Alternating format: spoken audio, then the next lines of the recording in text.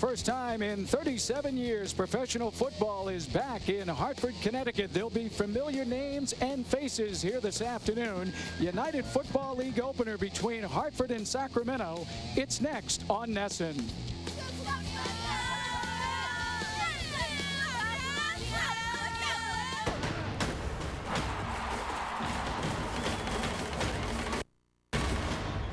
Overcast day at Rentschler Field in Hartford, Connecticut, as we are set the opener between the Colonials and the Mountain Lions of Sacramento. And a good afternoon and welcome into the Men's Warehouse broadcast booth. I'm Mike Logan, glad to be joined by Scott Zolak as we've got what we hope will be a very entertaining opener here with a lot of NFL feel, Scott, starting with the two head coaches. Yeah, let's look at Sacramento. And of course, you say the name Denny Green, and you remember back to the days in Minnesota, then on to Arizona. He's a winning head coach. He has pretty good tradition wherever he goes, ties with Culpepper, which we will get to. And on the flip side, right here in Hartford, it's Chris Palmer, a guy I played for 4 years with the New England Patriots. Very good with his quarterbacks from Bledsoe, and right now we're going to get to McCown.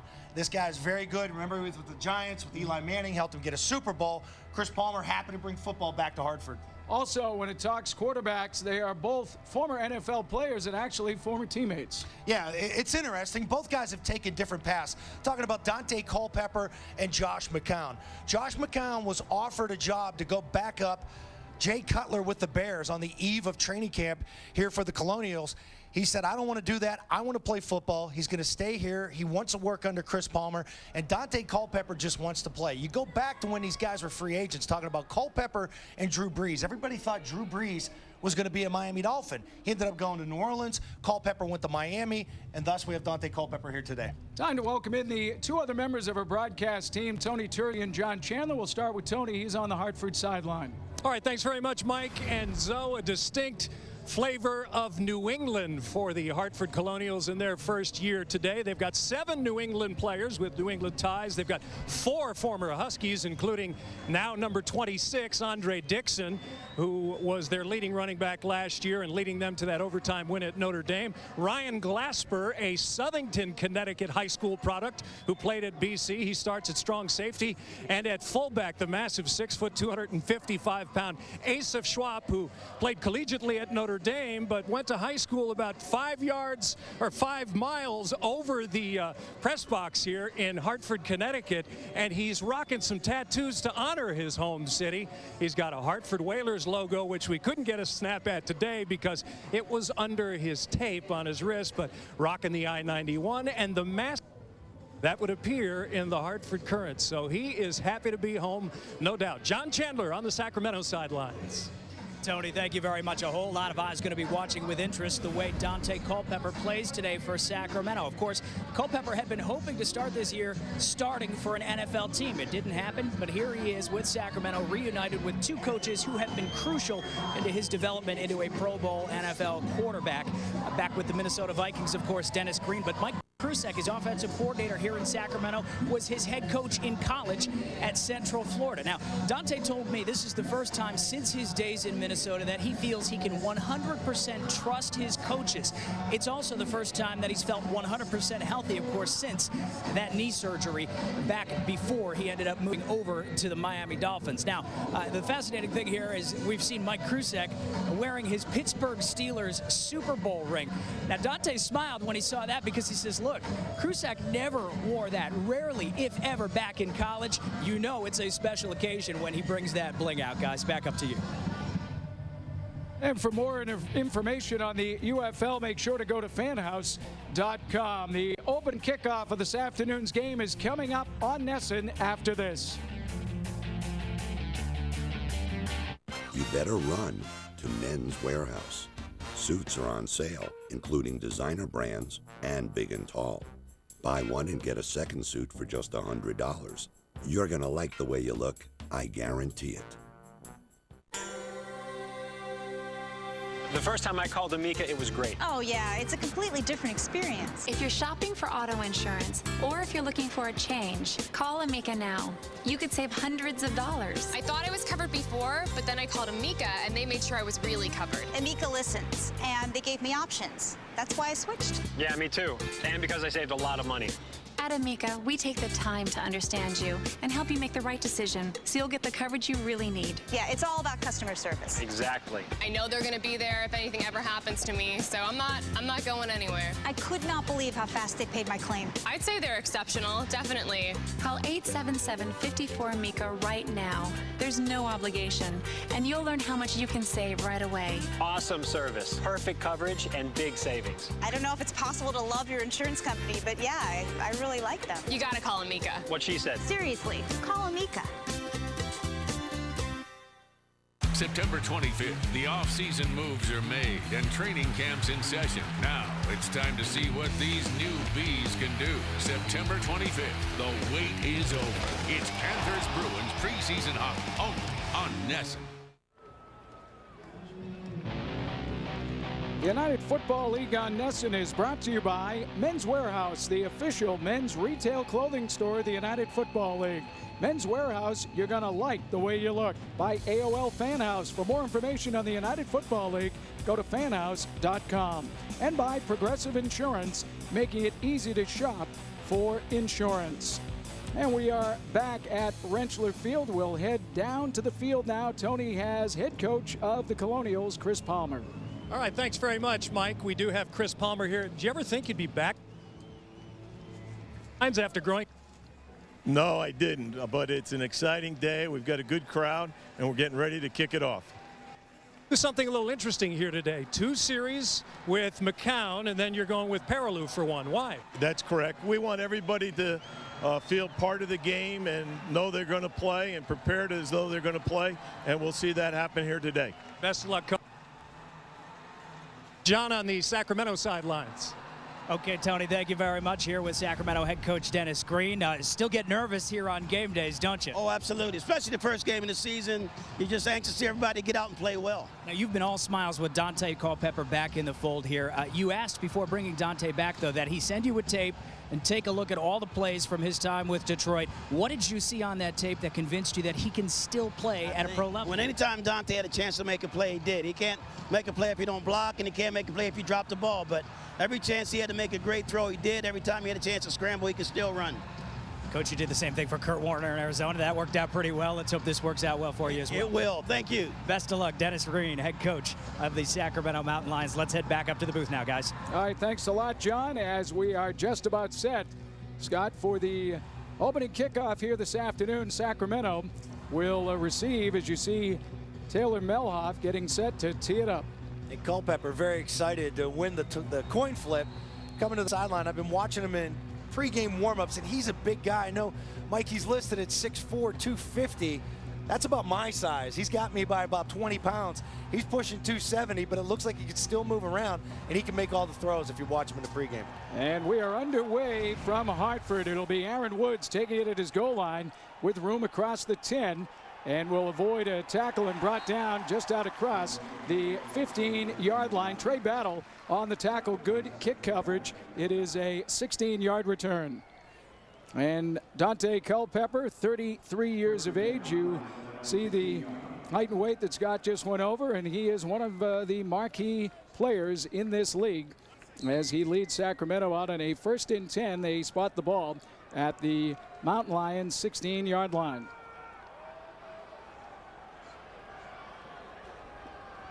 As Culpepper quickly will throw on the first down, it's Otis Amy with the catch and a 1-yard gain. And this afternoon, starting lineups presented by Men's Warehouse, the official men's retail clothing store of the UFL. Men's Warehouse, you're going to like the way you look. And you see the go-to guys there. Teo Johnson, a product of Stanford University.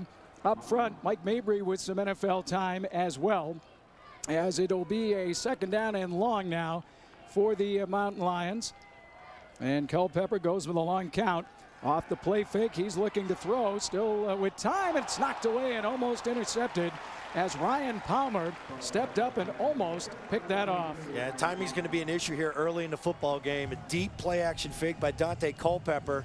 And you got to take a look at the splits of these wide receivers. You could really tell one of those crossing routes was coming. They cut it down to the right side, and Culpepper really threw that ball just a second too late there, Mike. And he's in a 3rd and long and will operate out of the shotgun. 3rd down and 8. That's Ross, Corey Ross, standing to his right. 2 wideouts at the top of your screen. And with time, he'll come near side and underthrow Otis Amy, and it'll set up a 4th down. As we take a look at the defense, brought to you by Men's Warehouse, and it is up front. Ogabasi, a product of Duke. Seawright also with some NFL time. And the linebackers. Franz Joseph is one of the captains, and you see the secondary there. Palmer with the big breakup a moment ago. As it'll be Tom Malone to kick it away. And Cindric Steptoe is awaiting the kick. It's a short kick.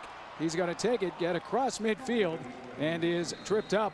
It is a 36-yard kick and a 5-yard return, but good starting field position, Zoe, for Hartford. Yeah, and you take a look at McCown here, and this is a guy that really wants to play, Mike, and to think that, hey, I could go and I could still continue my career. I've been around the league. He's 31 years old. You go to Chicago and you sit behind Jay Cutler, you know for sure Jay Cutler is going to be the starter if he even throws 4 picks a game. So why not stay here, brush up on your mechanics? Chris Palmer, one of the best quarterback coaches in the game, and learn how to play football all over again. Well, and you see Hartford open up with a different look out of the I formation on 1st down. And that's Dixon on the carry inside the 45, and he barrels his way down to the 40-yard line, a 7-yard gain on 1st down. Men's Warehouse starting lineup now, the official men's retail clothing store of the UFL. And you see Dixon there, the product of UConn, on that carry. Ronnie Gent, also another guy with NFL experience. And up front, Keith Gray is a UConn product, the starting center. So it sets up a 2nd down and 3 now for the Colonials. And it'll be Dixon again looking for room outside. He gets it and gets a Hartford 1st down. It's a nice run by Dixon, looking for some daylight on the outside. Good job by Ronnie Prude on the support. You see the good block by his offensive tackle, sealing the edge there, and you see the effort to get the 1st down, that extra lunge, which got him the extra 1.5 yards on that, Mike. And it's interesting, Scott, right out of the 1st series, you see the differences. Culpepper coming out to throw, and a little more ground control attack, at least to start, by Chris Palmer. Yeah, I'm surprised Palmer didn't take a shot early in the football game. He had a nice return over midfield. And we have 2 receivers. You see them at the top of your screen. McCown to throw for the 1st time, angling it for Marquis White, and he can't come up with it inside the 10-yard line. As we'll take a look now at the Sacramento defense out there today, as you've got the 4 up front: Parker, Stewart, Schable, and Holmes. And the linebacking crew, Liam Ezekiel, a local product of New England. He went to Northeastern University, and Ronnie Prude is a cousin of the former NFL standout wide receiver Anthony Carter. So it'll be a 2nd down now and 10 yards to go for the Colonials. And we get a whistle. And a flag is down, going to be an illegal motion, it looks like, against Hartford. Prior to the snap, false start, 75 offense, 5-yard penalty, 2nd down. One of the #1 concerns to start this football game, you're talking to Chris Palmer before the game, he said, I just want my guys to get in and out of the huddle. Make sure you take a look at the play clock. Let's play clean football early and let's get set. He just wants to get through this 1st quarter. And it's interesting. Let's not forget, as Tony talked about earlier in the game, McCown's going to play 2 series. Then they're going to go with his backup Ryan Perrylew for a series. Just a little chance for everybody to get in the game and get the feel. And a 3-yard carry there by Andre Dixon. On the tackle for Sacramento is Lewis Holmes in his 2nd UFL season. Well, we were talking, Scott, about that before going on the air, and it's an interesting approach. Some coaches do it, some players like it, some guys don't. Yourself? I understand the concept here. I mean, you're coming to play football in the United Football League, and you want the opportunity to play. That's why you're on these rosters. That's why guys like Josh McCown didn't go to the Chicago Bears, because you want to play. And not that they're promised playing time, but I think it's a good concept from Palmer's stance because it's new. Everything's new to these guys right now. Third down completion is good, but it's going to be about a yard shy as Patrick Carter hauls in the 11-yard throw for McCown as we get another look. McCown did a nice job sitting in the pocket. If you take a look at it here, Mike, that ball's delivered, but what it did, it brought Carter back down the stem, which ended up being short of the stick. He takes him a little more upfield, right where that orange stick is. They've got a first down. And it'll be Hartford going for it here on fourth down.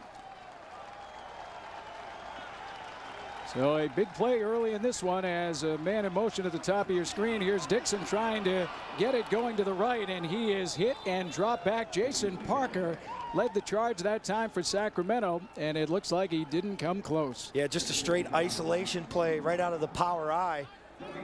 I'm surprised by this. I thought they may have run a little play action trying to get maybe the fullback on an angle route or a little swing route with Dixon to get him out in some space. But this is a basic guy, and you take a look at it. That's the fullback leading up to the right, and there's nowhere to go. That A gap between the center and the guard, two guys waiting for the nice job by Parker, number 90, filling the hole to stuff that play. And the Mountain Lions will take over on downs, and a fumble on the first running play, and falling on it is Corey Ross. Ross led the UFL in rushing last year, but had a hard time on the opening running play today. Let's take a look at the exchange. It's a pretty good pocket. He just has so many pads up top on the chest, and Culpepper put the ball a little high right there. He's got to put it a little slower, a little lower down in his stomach. And Ross, fourth all-time in Nebraska in multi-purpose yards. He's ninth all-time in rushing, which, given the great running backs to come out of Nebraska, is quite the feat. As Culpepper will throw, and a nice attempt there, but unable to come up with it is Tyler Klutz, the fullback. One thing you're always taught at the quarterback position, anytime you have guys that are fullbacks, tight ends, the bigger body type wide receivers, they don't have great skill sets as far as catching the football. You've got to be able to take that ball and put it in a spot where they can catch it and turn upfield. You start taking these tight ends, these fullbacks, and throwing the ball behind them, next thing you know, it leads to interceptions, deflections. It's one of the things Culpepper did when he sent the tape of his days in Detroit to Dennis Green. He wanted to see his mistakes, and some of those things he needs to fix. So it is a third down and long out of the shotgun, and Culpepper with a flag down is going to step up and run, gets a good block, and he's out of bounds out across the 35-yard line. But let's wait to see what the flag's going to be. 13-yard scramble. Holding, 75 offense, 10 yards from the previous spot. Replay third down.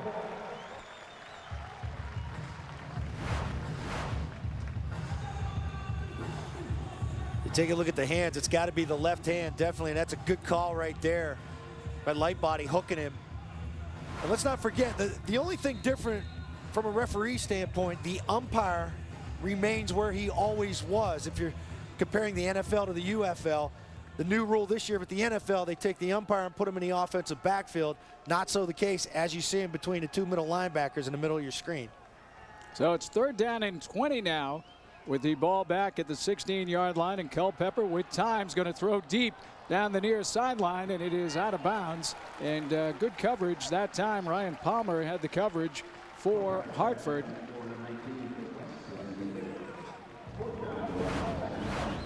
It's tough anytime you're a quarterback and you're dealt a 3rd and 28. The last thing you want to do is drop back and run a one wide receiver route on the outside with no sort of combination coming underneath it. And all he could do right there is take Joe West and just fade him out to the sideline. So Tom Malone, product of USC in his second UFL season, to get the kick away. And a little better kick this time will be taken, avoiding one tackle, and being hit and dropped is Jason Cherry just shy of midfield. 39-yard punt, 5-yard return. We'll take a break. Scoreless early from Hartford. We all have times when we feel weak and run down. Okay, I need a break. Can I just sit down for a second? So what if I told you that regaining your strength and feeling renewed was as easy as wearing this? That's crazy. This is great. All of these people are excited about iRenew. the revolutionary bracelet that uses natural frequencies to promote strength and wellness. Just watch these strength and balance tests. Without iRenew, these people couldn't even stay on their feet. After slipping iRenew on, they were amazed at how their balance was instantly restored. And these aren't actors, just regular people experiencing iRenew's effects for the first time. Highly recommended. Athletes and celebrities have paid hundreds, even thousands of dollars, but now you can get your iRenew for just $19.99. And we'll send you a second one free. Just pay separate processing. If it doesn't work exactly like you've seen in this commercial, send it back for a full refund. No questions asked. You get 2 iRenew bracelets, a $40 value for just $19.99. Call now. This season, we've got the good, the bad, who said New Jersey, and the downright humiliating. I'm excommunicating you from the nation. That was a terrible answer. 2 seasons in, and they haven't fired me yet. Evil pocket money! I wonder if Nesson actually watches this show. Pocket Money, tomorrow night at 10, only on Nesson. Pocket Money is presented by Ace Ticket. They got the best seats at the best prices. To review, Pocket Money, presented by Ace Ticket, best seats, best prices. Back at Rentschler Field, scoreless, and let's go to the sidelines and join Tony. All right, thanks very much, Mike. We're here. Ryan Palmer. Ryan, what are you seeing early on? You seeing a little bit of rust out of Dante? Not really. He's a very experienced quarterback from the NFL, so he knows what defense we're in. He has a strong arm, so we just have to stay on top of everything and just play 4 quarters. And on that 3rd and 20, you had it covered deep. Oh, yeah, no, that's my job. You know, they put me out there to lock it down, so that's what I'm paid to do. Back to you, Mike and Zoe. All right, thanks, Tony. A first down for the Colonials just on their side of the 50-yard line. And McCown's going to throw, and again, he's looking deep. Cherry is the intended receiver, makes the catch, and is out of bounds inside the 10-yard line. It'll be 1st and goal for the Colonials, a 44-yard passing catch. It's a nice catch by Cherry. Heck of a throw by McCown. May have to take another look at this, though. You wonder if he's juggling this ball going out of bounds here, Mike. And you go back to the Detroit game in the National Football League last week that everybody was talking about. The receiver, not only does he need to catch it, but you see the ball come out at the end right there. Does he maintain possession through the catch? Well, they ruled that he did, so it'll be a 1st down and goal as McCown's going to give to Dixon, and he finds the going tough in the middle. He gets it down to about the 4-yard line. It'll be a 2-yard gain. It's a really good route by Cherry, though. What he did, he allowed the quarterback to have some space to the outside. As we saw earlier in the previous series with Culpepper, his receiver West was right up against that sideline. There was no area for him to fade him to. And what Cherry did, he allowed 4 yards between himself and the boundary, which allowed McCown to fade him to the outside. And that was a heck of a throw and catch. So now the Colonials with a 2nd down and goal, trying to get the first score of the afternoon. McCown's going to loft it to the end zone. It is knocked away. Good defense. That time Ronnie Prude, the left cornerback, got up and knocked it away from Marquis White. Prude played his ball at LSU. Coming out of the SEC, a lot of good talent. All McCown could do right there is give his guy a chance, and that's what he did. But you see Prude, he's looking for the football the whole way, and they will not call pass interference if your head is turned, looking back for the football, and you attempt to make a play on it. The defender needs to have just as much a chance as the offensive guy. And on a 3rd down, McCown is going to operate now out of the shotgun. So brings a receiver down from the top of the screen. Is going to go that way. It is caught. It's a touchdown to Marquis White. Nice grab, a low throw, and the Colonials are on the board first.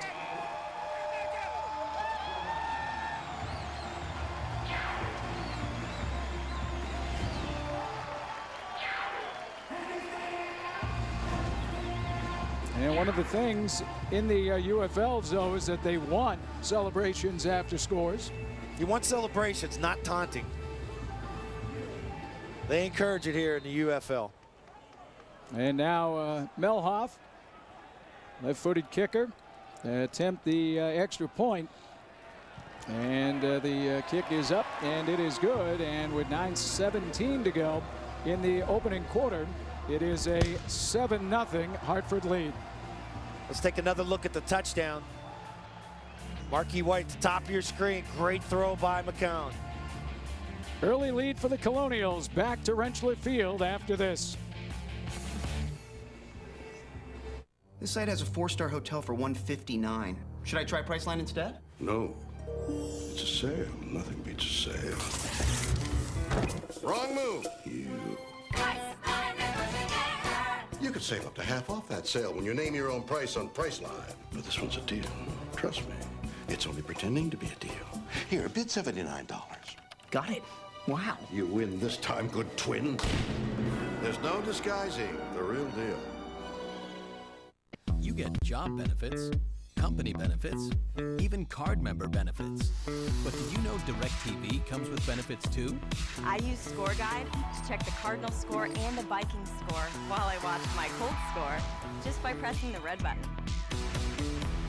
I used DVR Scheduler to record that comedy about Vegas while I was in Vegas. Downloaded the free DirecTV app. Done. You've got the benefits of the best TV. DirecTV.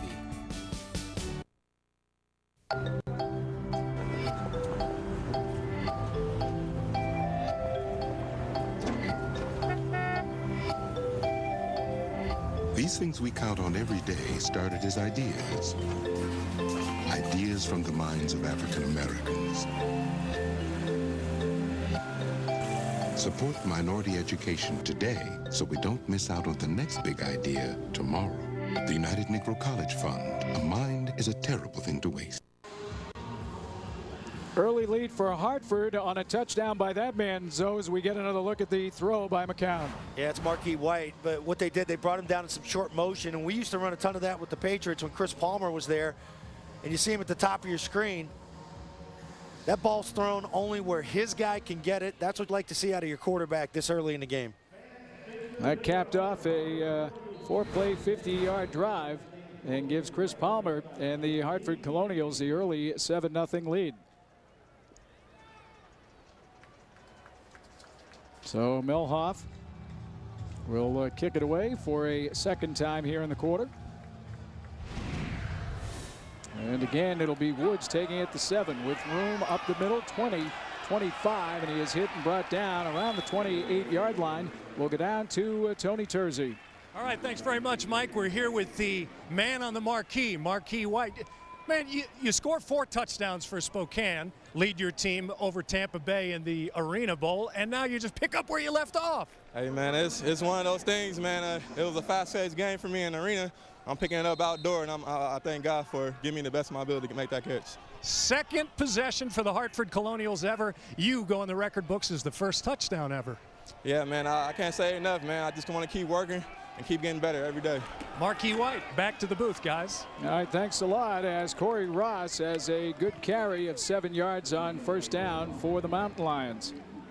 What we got to do right now? One of the interesting concepts, Mike, defensively with the UFL, you basically have to play a 4-3 defense, meaning you need to have 4 down linemen with their hands down at all times, and all 4 guys need to move forward and rush the passer. They can't back off. The most you can rush is 6 players. As you take a look at it, 4 guys down up front with 3 backers behind them.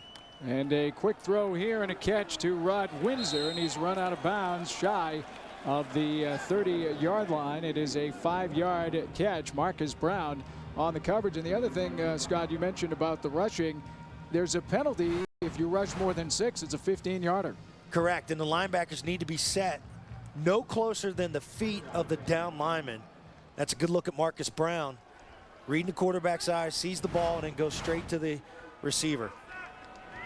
Mountain Lions with a first down at their own 40-yard line. See the man in motion here, and Culpepper's going to give it to Ross, and he'll get a couple of yards, and that's it. As leading the way that time was Maurice Fountain for Hartford. They're trying to get Culpepper going in this game. You know, earlier in the first 2 drives, and this is the wham play right there with big number 41, Robert Bourne, bringing it back down inside. They brought him in motion, trying to establish a little bit of a run, prevent Dante from being in 3rd and long, 3rd and 11, 3rd and 8. He's going to throw again to this side. Onisemi has the catch and is immediately dropped again by Brown. Will set up a 3rd down and about 3 for Sacramento, a 5-yard gain. I know this is opening day for the UFL, especially for Sacramento, but it looks like right now, just based on certain wide receiver sets and what they're doing offensively, that Amy's going to be Culpepper's guy. You know, they've tried to go to him 4 times in this football game already. And on a 3rd down and 5, he's going to operate out of the shotgun once again. As he's got time and he's got a man, but it's incomplete. He was looking for his tight end, Darryl Strong, out of Pittsburgh, but good coverage by Tank Daniels for Hartford. Tank Daniels, one of the defensive captains for Hartford, covering the big tight end. Chris Palmer's got to be happy so far, you know, just with the process of getting in and out of the huddle, getting the calls in, having the right number of men on the field. We've seen him several times now in special teams units. Their field position, starting field position, has been pretty darn good. And you look there at Tom Malone, who will kick it away. Cindric Steptoe, awaiting the kick, will run up, avoid one tackler, but will be hit and drop down on good coverage that time by Dennis Keys for Sacramento. It is a 35-yard punt and no return that time.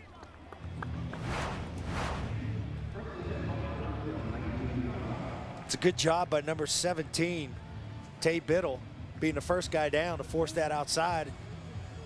As we get a good look now at Ryan Perilou coming into the game to play quarterback.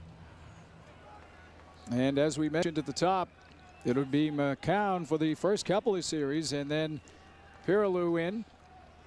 And on the first down, the hand is to the backup back, Lorenzo Booker out of Florida State, who's got time with both the Dolphins and Miami, and he peels off 7 on his first carry. Well, I remember when Booker was at Florida State, they used him as such a 3rd down back, just a quick guy that would come out of the backfield. And take a look at the spin action right here, his ability to read, and just a quick spin right inside, number 51.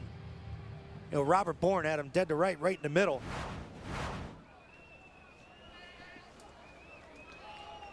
So Perilou will operate out of the shotgun now on a 2nd down and short, and will hand it off to Dixon, and nowhere to go. He is dropped for a loss as 4 white shirts, Lewis Holmes and Dontarius Thomas, in on the tackle. It's a 1-yard loss. So we'll find out what Perilou has now. He's looking at about 3rd and 8. Chris Palmer said this week he had a 68-yard frozen rope in practice. Loves the kid's arm. Says he reminds him a ton of Tony Romo. And Chris was quarterback coach down with the Dallas Cowboys back in 2006 prior to going to the New York Giants. And it'll be a 3rd down and 7. Perilou with time, throws, and it is incomplete as he overshot his intended receiver. That was Patrick Carter, out just shy of the 30-yard line. Just about 10 feet too high. He said that's one of the problems with Perilou, though. He says he reminds him of Romo, but the guy that he idols and admires is Brett Favre, and he and Brett Favre have the same agent in Bus Cook. So, you know, Favre is one of those guys that could throw the ball through the wall, and sometimes it took Brett about a quarter and a half till he got settled down in games. Jai Bond gets the kickoff, and it will be rolling out of bounds, not touched, and we are going to step aside. It's a 7-0 Hartford lead, 37-yard kick by Bond. We're back after this. Ever wonder who's searching for you? 5 people searching for me? Oh, goody. Go to mylife.com, the internet's leading people search site. Just type in your name and see if someone is searching for you for free. Could be my old client. Maybe he wants me back. At mylife.com, there are millions of unclaimed messages. You could have messages waiting for you right now.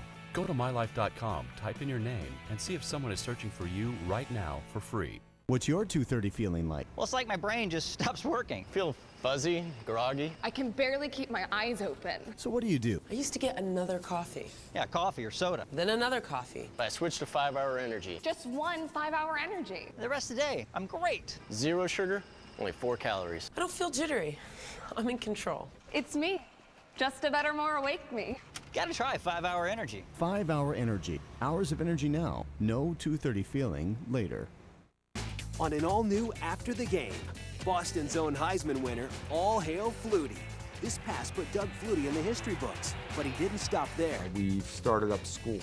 We've started up summer programs. See how his foundation helps individuals living with autism. Plus, get a personal tour of Doug's house, where you'll discover his other passion you probably didn't know about. This is my pride and joy right here. After the Game, sponsored in part by Ace Ticket and Hess. Tomorrow at 10:30, only on Nesson. Colonials have a 7-0 lead. Back to the sidelines, and once again, here's Tony. All right, thanks very much, guys. We have Josh McCown with us. And Josh, tell us a little bit about how the game has been for you the first couple of series. Did it kind of speed up a little bit on you at the beginning? Yeah, I mean, you know, so far so good. We had a good little drive going there at the beginning. Went for it on 4th down, you know, and they did a good job of stopping us.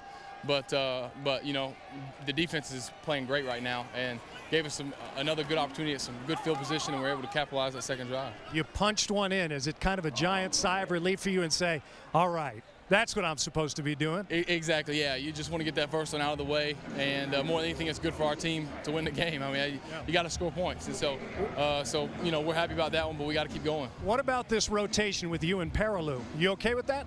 Yeah, absolutely. You know, for this thing, it's a league that we want to develop players, you know, and that's what this league's about. And so to give a kid like Ryan a chance to play and get a series in and mix him in, that's going to be a great opportunity for him to get some experience. We don't have preseason games in this league, so for us, we've got to be able to see what Ryan can do, and so it's a great opportunity for him to get his feet wet too. Josh McCown with us. Back to the booth. All right, thanks, Tony. As Culpepper will scramble and get out close to midfield. Maurice Fountain on the tackle after a 5-yard scramble by Culpepper. McCown's been such a good mentor to Paraloo. As we take a look at Culpepper here, you know, not a lot of things going on outside, and this is one of the great things that he had early in his career in the NFL. Dante Culpepper's legs, his ability to make plays with those legs. Prior to that knee injury, he was a dual threat on the outside. Oh, and John Chandler was saying in the pregame that Culpepper said the other day, though, that his legs feel good for the first time in about 3 to 4 years as he looks to throw here. It's incomplete. He was looking for Rod Windsor inside the 30-yard line. Good coverage that time by Kyle Whitehurst. Having that type of knee injury where it's an ACL, it takes you a long time to get over that, especially, you know, mentally when you get past wearing the brace, and he's not wearing any protection out there on those knees. So it tells you he's confident in his body and his ability to move around, and he feels safe in the pocket right now. Well, Tom Malone's got a lot of face time in this first quarter. He's back out there for another punt.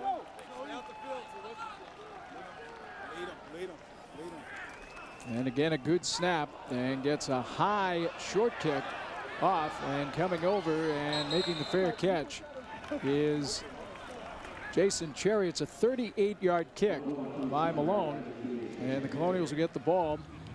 And for the first time, really not have great field position to start. Now, take a look at McCown coming back into the game, but you know, you talk about Malone punting there, and it's this new style of punting that they've been working on for the last 2 years. That was a 38-yard kick, but it was end over end. And it's that style where they try and pooch kick it down inside the 20, down inside the 15, where the ball is able to just hit, bounce, and stay right there if it's not fair caught. And movement at the line. Looks like A.J. Schabel got a piece of one of the offensive linemen. Looked like he hit Orrin Thompson, and that led to the flag, and it looks like it'll be an offside. Encroachment, defense, 91, 5-yard penalty, first down. Yeah, you see the voice inflection and the head bob right there by McCown. Some referees will call that, some will let that slide. It's a good job mixing up his snap count. And it'll be a 1st and 5. And Dixon gets the call again. He's got a first down and more as he's out close to the 30-yard line. It's an 11-yard gain by Andre Dixon. It's nice patience by Dixon. Reading his blocks, picking his avenue. It's just going off tackle. You see the delay right there. Good blocking by his right guard, taking out 3 guys. Schwab is into the game. He's the fullback, but again, Dixon will get the carry, and he'll be driven to the turf by Liam Ezekiel, a product of Northeastern University, a 5-yard gain. Back to the snap count, so is that something that some guys don't pay as much attention to, and it really can become a good weapon? It depends on coaching. And you take a look at Dixon here hitting Ezekiel, and Ezekiel's 245 pounds.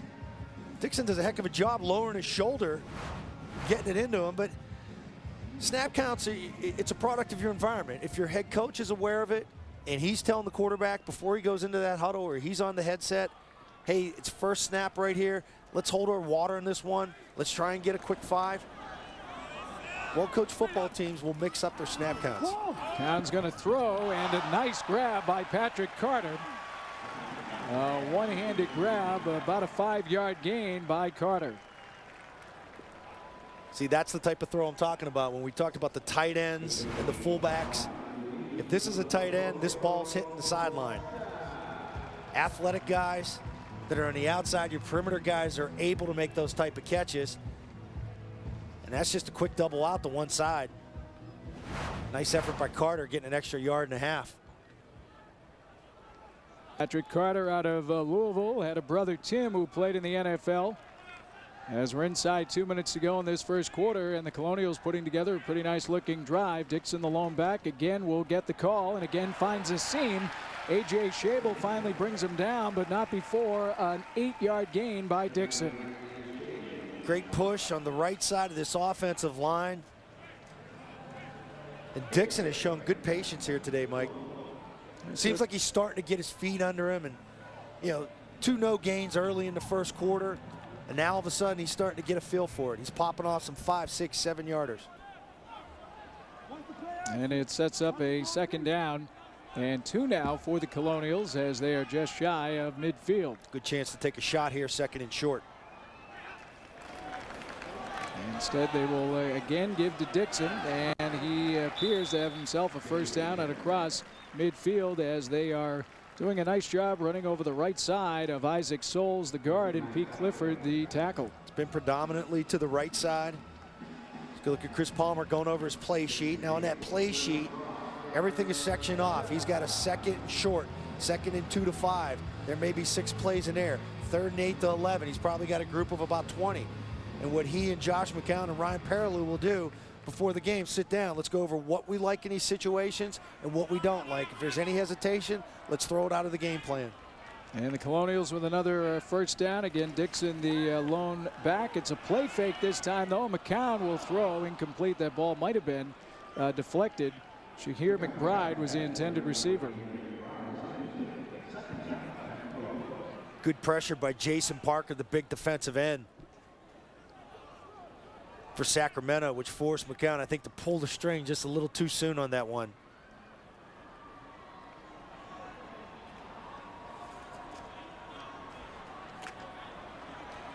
Here's a good look at Parker. Played his ball at Arizona, University of Arizona, 6'3", 265. Schwab back into the game now as a little delay will come to Booker as he breaks one tackle, coming to the near side, and he's pushed out of bounds. And Lorenzo Booker with a nice carry of 13 yards and another 1st down. Flag is down, and we'll wait to see what this call is going to be, but a nice run by Booker. Yeah, it's good. It goes back to what the Dallas Cowboys used to run when Tony Romo first started, that quick pump fake, and it's that delayed draw. During the run, holding, 86 offense, 10 yards from the spot of the foul, 2nd down.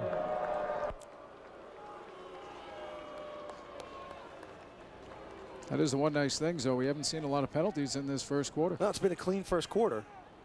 And that's what Coach Palmer was concerned with.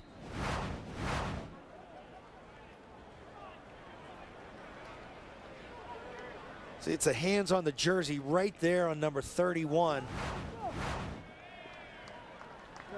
Looked like Robert Bourne, his jersey was grabbed, and anytime the ref sees that, they're going to call it. And that'll be the end of the first quarter of football. So a 7-0 Hartford lead at the end of one. We will take a break. You're watching the United Football League on NESN.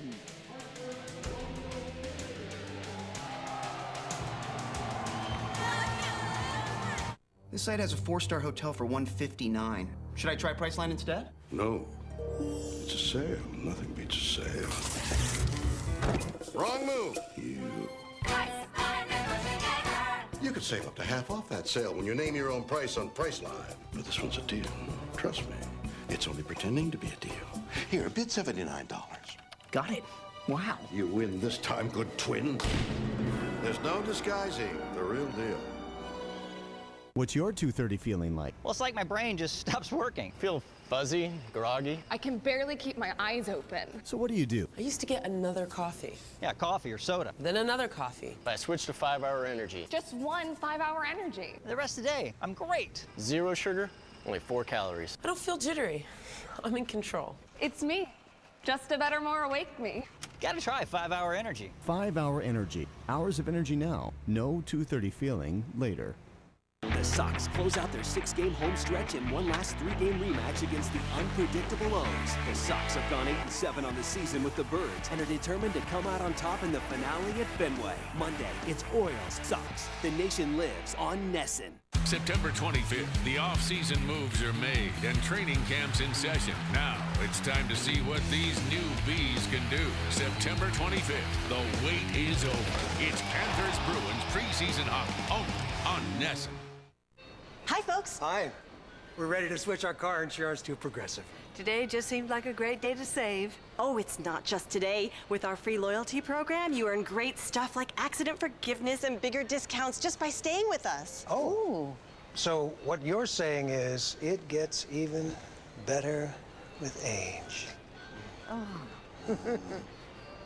Tell me we're still talking about insurance. Rewarding loyalty. Now that's Progressive. Call or click today. The United Football League on Nesson is presented by ConAgra, by Rydell, and by Lions Den. We'll send it down now to John Chandler. He's on the Sacramento sideline. All right, thank you very much. Here with wide receiver Otis Amy. Otis, tell me about the timing right now with Dante Culpepper. It looks like you guys are still trying to find things and work things out. Yeah, it's not so much the timing. You know, we've had a long camp, you know, that we just got done with. We need to settle down. You know, it's our first game of the season on the road. So we just need to settle down and just make plays like we've been doing all training camp. It looks like he's looking for you. I mean, are you kind of his favorite target? Have you guys worked that out chemistry-wise? You know, we've been doing a lot. It's really about who gets open. It's not necessarily their favorite guy right now, you know, it being the first game. But, you know, they're looking at me to make a lot of big plays, so I got to step my game up these last 3 quarters. Now, you started your professional career with quite a bang in 2005 with the San Francisco 49ers. Your first regular season touch on a punt return, a 75-yard touchdown. Are we going to see you returning some punts and kicks here this year? We'll see. Right now they got me number 2 because I'm doing so much on offense right now, but we'll see. They definitely have me doing a lot at practice, so, you know, it's really up to the coach's discretion. I mean, you set the bar pretty high now, man, with that 75-yard punt return. Yeah, I know. Now it's time to show the world that I'm a receiver, so got to go make plays on offense. All right, Homer to Sammy, thank you for your time. Let's send it back upstairs to you guys. All right, thanks, John. Patrick Carter, a 6-yard catch on first down, and now McCown back to throw again. And again, it's Carter, first down and more, down the sidelines and out of bounds as he is down and inside the 25. He goes out at the 24-yard line. 19-yard catch and run by Patrick Carter. Carter did a nice job at the top of your screen. They took Gent, the tight end, and ran him on a seam route. And all they did was run an underneath crossing route. It's quarterback's best friend. Two-yard pass play turns into about a 30-yard gain. And another Colonial first down as they've put together a nice-looking drive here as we are in the opening minute of the second quarter. Play fake to Dixon, and McCown with room, and he hits a tight end who makes the catch, juggles, and holds on. It's Ronnie Gent, who good job of concentration there. That ball almost came out. Yeah, it did, but great play fake by McCown. Both safeties for Sacramento cheating up around the 12-yard mark. Chris Palmer trying to get his offense going. Watch the head. It's a good play fake by Dixon on the outside, and all you're doing is get him outside the pocket, get it into Gent's hands, and let him make some plays with it. 4-yard gain on the first down play. Again, Dixon, the lone back. And he'll get the football this time, get a nice block. He's inside the 15 and has another Colonial first down at the 12-yard line, an 8-yard carry by Andre Dixon. Watch Dixon get to the bottom of your screen here, and you're going to see Ronnie Prude, number 21, the cornerback. We've called his name a couple times. Come in right there and be able to step through the tackle.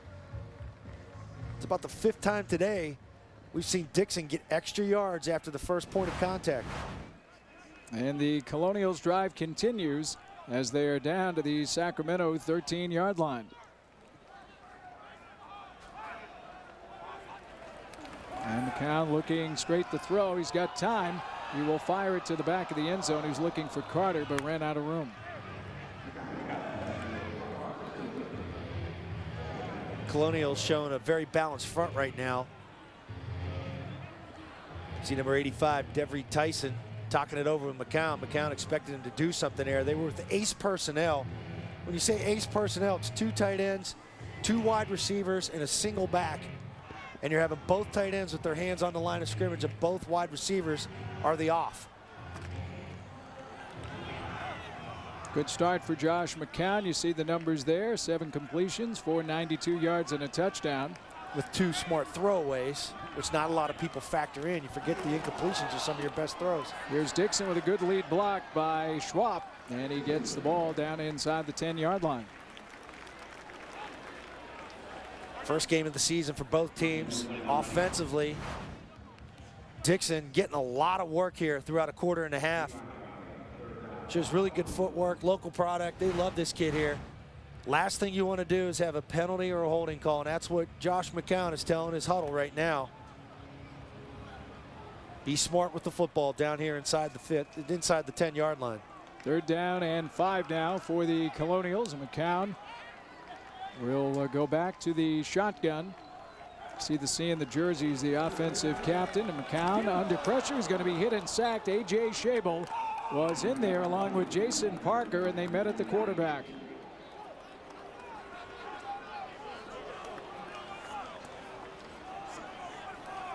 No chance to do anything with the football there. Shotgun all the way. I mean, he should have been protected right there. That's just not a very good job by the right tackle and right guard communicating. All they did was run a simple twist, Sacramento did, to get to McCown. And now Melhoff to attempt a 34-yard field goal. Good spot, and the kick is plenty long enough, and it is good. So the Colonials add to their lead, and they lead it 10-0 in the second quarter. Back on Nesson after this.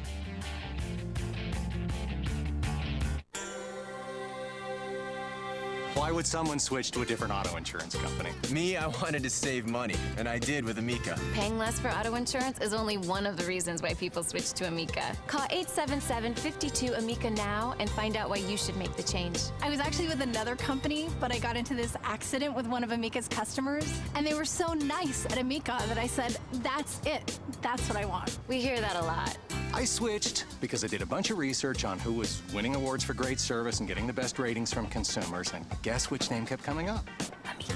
Saving money's great, but I got so much more when I called Amica. They have this personal touch that you can't believe. When you have no doubt that you have the right coverage, that's the feeling you want to drive around with. Call us today or check us out online. If you want to make the switch, you don't have to wait for your current policy to expire. We'll make it easy. There is something different and better out there. It feels great to be an Amica customer. So call Amica. It's Sunday afternoon. Time for football on Verizon Fios. The NFL in 100% fiber optic HD quality. That's a good start. But what's this? I can check my fantasy stats without changing the channel. And get an alert anytime my team enters the red zone. And then watch every red zone play on NFL Red Zone. Watch out, Couch. You've got competition as Daddy's favorite. It's time for Fios. Visit Verizon.com/getFios. And Melhoff's 34-yard field goal giving Hartford a 10-0 lead. As you see there, the Sacramento defense, and I would say so early on, it just looks like Hartford has a better rhythm as an offense so far than Sacramento has as far as moving the football. Yeah, I think they have a better thought process as to what they want to get accomplished. And anytime you can go out and you can run the football like they've been able to do with Dixon and you stay with it, it opens up some play action, and they made some plays. Here's Aaron Woods from his goal line, and he'll get the ball out to the 20-yard line and be pushed back from there. And we will take a break. Back with a Sacramento offensive possession after this on Nesson.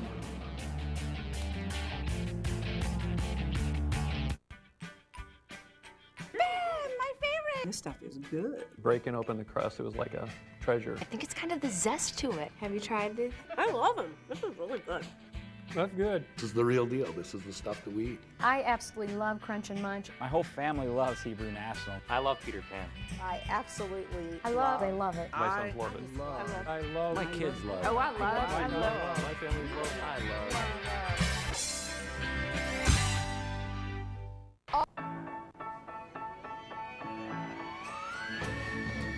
Life leaves spaces for you to create in. Shouldn't your car do the same? It can. Meet Zinc from American Express. It's a great way to get more out of the things you're into. Build yours to fit your life by adding packs filled with bundles of rewards and benefits. It's not just a card, it's your canvas. Create yours at zincard.com.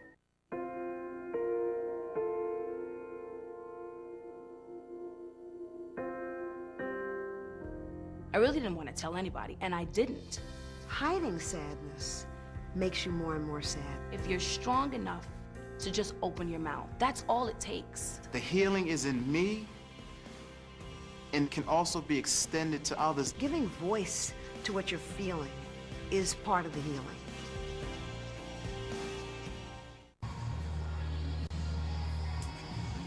Back at Rentschler Field, where the Colonials have a 10-0 lead in the opener for both of these teams.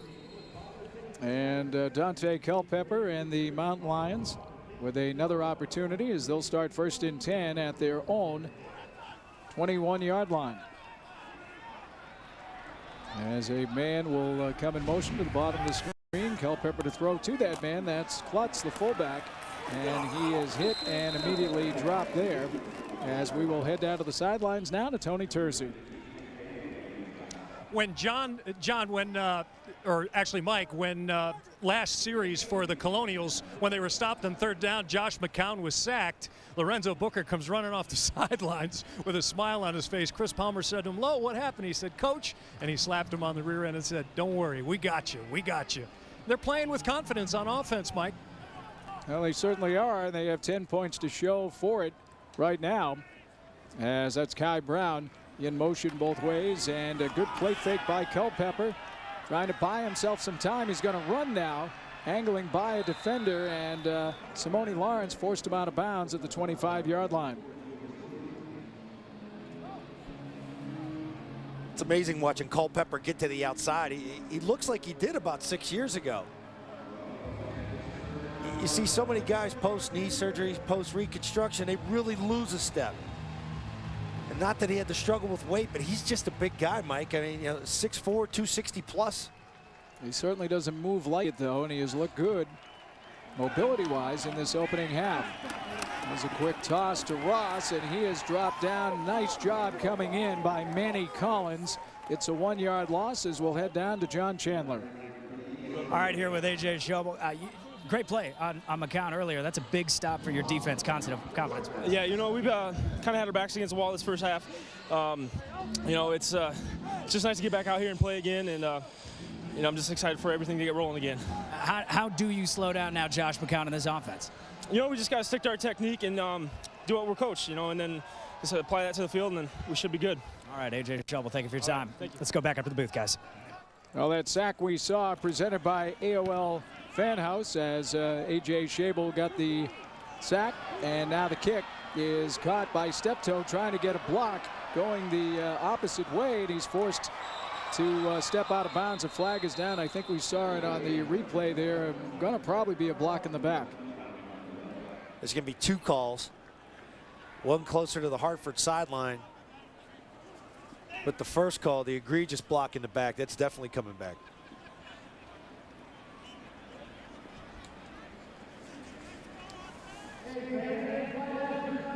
as Perry Havener, our referee, will make the call. During the return, illegal block in the back. Number 58 on the receiving team. 10 yards from the spot of foul. First down. Standing Land Santa, a Yukon product, as we will step aside with the Colonials leading the football game 10-0. We'll be back to Rentschler Field in a moment. Itchy dry scalp? Could be your shampoo. Now there's a Selsun Blue just for itchy dry scalp.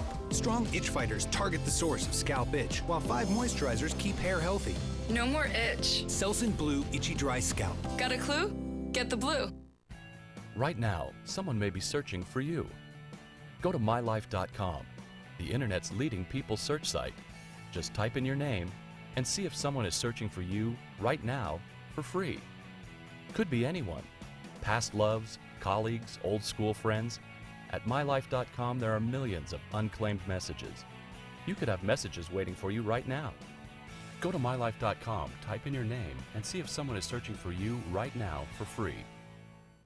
Ortiz rockets this towards left center field. Can't get it. Rattles around back there on the track. Throw to third is not going to be in time, and Big Papi's got a triple. Tonight at 6, it's Blue Jays Sox. The nation lives on Nesson. What's your 2:30 feeling like? Well, it's like my brain just stops working. Feel fuzzy, groggy. I can barely keep my eyes open. So what do you do? I used to get another coffee. Yeah, coffee or soda. Then another coffee. But I switched to 5-Hour Energy. Just one 5-hour energy. The rest of the day, I'm great. 0 sugar, only 4 calories. I don't feel jittery.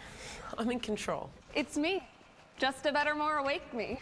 Gotta try 5-Hour Energy. 5-Hour Energy. Hours of energy now. No 2:30 feeling later.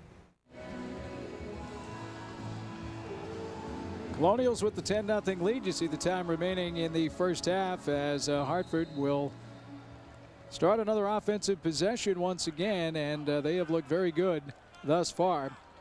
Josh McCown off to a solid start in the first half. Andre Dixon is the lone back, but McCown's going to throw this time across the middle. Nice catch by Tyson DeVries, his tight end. He's out across the 40.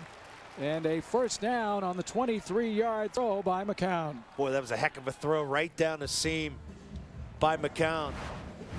Take a look at his head, looking to safety off to the right side. Just that one little instant, he saw that crease and the placement of the football, taking care of DeVries. If he let him a little further inside, Mike, that free safety's coming over to light him up. Tyson DeVries spent 2 games with the New England Patriots back in 2008. He's a product out of Colorado, 6'6", 250 pounds. So first and 10, the ball is at the 41-yard line. Off the play fake, McCown to throw again, this time deep down the sidelines. Got a man open, caught. Cherry, 10-5, touchdown. Jason Cherry, a touchdown reception, 59 yards, and it's 16-0 Hartford. Hartford is beating Sacramento in every single phase of the football game. Nice pocket, good play fake. But the key to this catch, and just like earlier in the football game, little double move, little freeze move by Cherry, but he doesn't force himself to get pinned on that sideline. He did a good job slowing down and using his body to help himself make the catch. Melhoff to attempt the extra point, trying to make the lead 17, and he does. So an impressive drive by the Colonials. Josh McCown celebrating on the sidelines. It's a 17-0 lead. We're back to Hartford after this. You better run to Men's Warehouse. Suits are on sale, including designer brands and big and tall. Buy one and get a second suit for just $100. You're gonna like the way you look, I guarantee it. Hi, I'm looking to save money on my car insurance. How do I know if I'm getting a good deal? You should talk to the specialist. The specialist? He compares rates side by side. You could save hundreds. It's easy. Great. Okay, Pickles, do your thing. Oh, that's amazing. I trained him myself. I meant the... Okay. Same coverage, more savings. Now that's Progressive. Call or click today. some again. Oh my God, this is really good. That's why your parties are the best. You should do this for a living. He's right. You've always been like the best cook. Ever thought of going to Le Cordon Bleu? Seriously, you should. Yeah, you could train with all those experienced chef instructors. Yeah. You're an artist. Go work with other You artists. should call Le Cordon Bleu today. Yeah, call right now. Yeah. Call them. Seriously. Do it. You know you want to. If you call, you get a complimentary career guide. Call the Cordon Bleu campus at 1-800-980-5084. That's 1-800-980-5084. September 25th, the off-season moves are made and training camps in session. Now it's time to see what these new Bees can do. September 25th, the wait is over. It's Panthers Bruins preseason hockey only on NESN. It's a 17-0 lead back to Tony. All right, thanks very much, guys. We're here with Jason Cherry. Put the cherry on top. Thank you very much. Yeah, tell me a little bit about that play and what have you been seeing out of their DBs that allowed that to work? On that play, I was seeing that the DB's a little flat-footed, a little tensy, but I knew if I could just get to them as quick as possible, whenever they turn around, I'll be ahead of them. So I just seen an opening, so I just took it. Got to ask you, anybody ever tell you look like Chris Rock? A lot of people. Chris Rock, Chris Tucker. Yeah. All right, thank you. Congratulations. Back up to you guys. All right, thanks, Tony. As Melhoff into the football, as the Mountain Lions will get another offensive possession as the ball is taken by Aaron Woods out across the 20 to the 22. It's a 12-yard return. And the Mountain Lions will start from there, and so they're trying to get the offense going as they have not had much to show in this first half. No, they haven't, Mike. You're right, and they've got to get something going. If it's got to go to the screen pass, the draw, do something creative, maybe run reverse just to ignite this offense. They've been very lackluster. It seems like they're just lining up the run plays. With the three receivers to Culpepper's right on this stand play. And a quick throw, and that is complete to Joe West, and he's out just shy of the 30-line line. We'll check in with John Chandler. Yeah, just listening in here to the defensive huddle as defensive coordinator Ricky Hundley preaching to his defense as he smacked his hands together for emphasis. Folks, we need to hit harder. We need to bring the intensity defensively. We need to get back to the way that we know how to play it. Now, there are 7 starters returning on this defense, 6 of them up front. They pride themselves on being an attacking, swarming defense. Coach Hundley is clearly disappointed they've gotten away from that, and he'd like him to get back to it here in this game. And Corey Ross didn't find much room there at all. A 1-yard carry as he ran into 4 blue shirts. Led up front by number 97. Mikael Spicer right here. You look at him coming down, fighting through blocks, getting his hands on the ball carrier, grabbing anything he can. And then, as you said, Mike, 4 guys, 5 guys around the point of impact. Defense, you got to go to the football, and that's what they're doing right now. They're down in 2 now for the Mountain Lions. Short drop by Culpepper, and the throw is incomplete as he was trying to hit Tate Biddle on a little slant, but it'll be another 3 and out for Sacramento. Boy, Dante stepped up. It's 3rd and 2. That pocket went all around him. He stepped up. He could have ran for 20 yards. He ended up throwing it sidearm, trying to force a slant to the backside. Right now, he's 5 of 12 in his football game. Tom Malone back out there for yet another punt here in this first half. 7:13 to go until halftime, and the punt is blocked. Marshall McDuffie got in and blocked the punt, and it is recovered by Lawrence, but it's Marshall McDuffie who came in with the punt block, and a big-time play by McDuffie, who's out of Florida International. As we said earlier, Hartford beating Sacramento to every single punch, every phase of the football game. Right side of your screen, you see him come in and does a nice job laying out, going for the football where it was going to be kicked and not the actual kicker. You pick a point 3 yards in front of the punter where that ball's going to be, you lay out, and bang, it gets the block. And the Colonials start in excellent field position right at the Sacramento 20, already leading 17-0. Still a good chunk of time remaining here in the second quarter. And Ryan Perilou is into the game at quarterback, and it looks like we've got a timeout down on the field. And a look there at McDuffie, who comes up with the big play on special teams.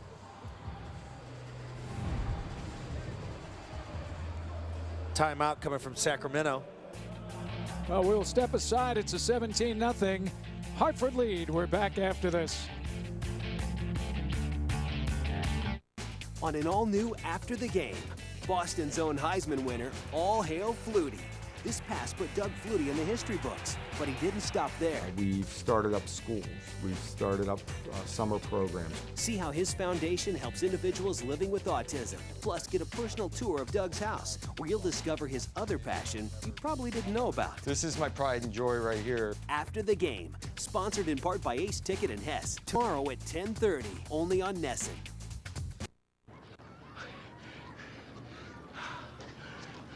Mark! Anna! Ooh! Hey! Forgot your lunch. You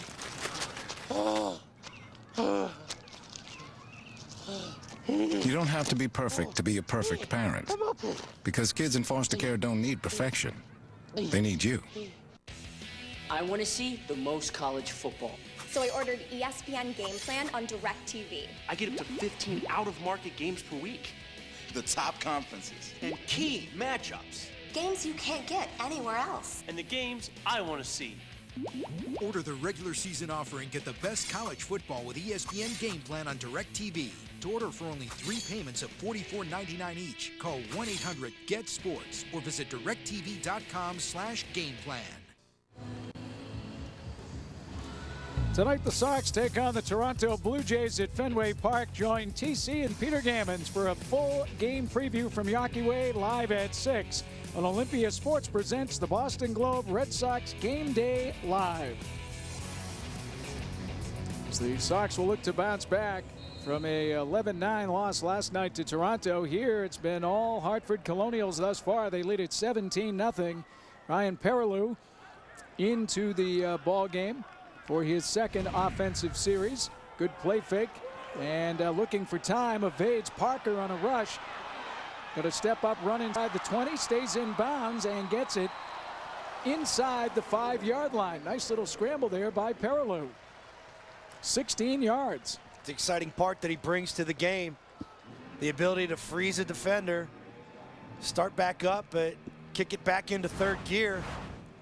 Good job coming off the play fake. The smart move was he didn't throw the football there. It was perfectly covered by Sacramento. But look at him tiptoe down the sideline, and he doesn't go out of bounds. He lowers the shoulder. And sets up the Colonials. First down and goal. The ball is at the Sacramento 4-yard line.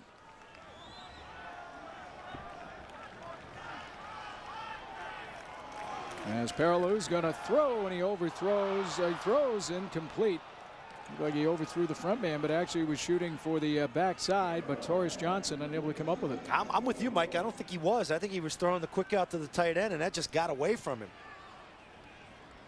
Tyson DeVry was his tight end going right across the goal line.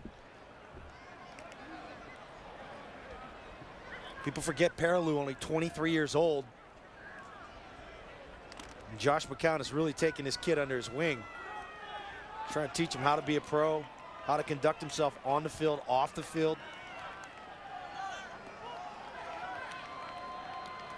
On a second down and goal, he will give Lorenzo Booker, and he will crash his way for a couple. Set up a third down and goal to go.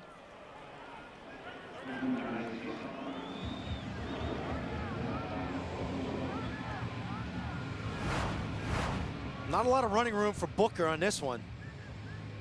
Doesn't have the use of a tight end. They're in that ace personnel.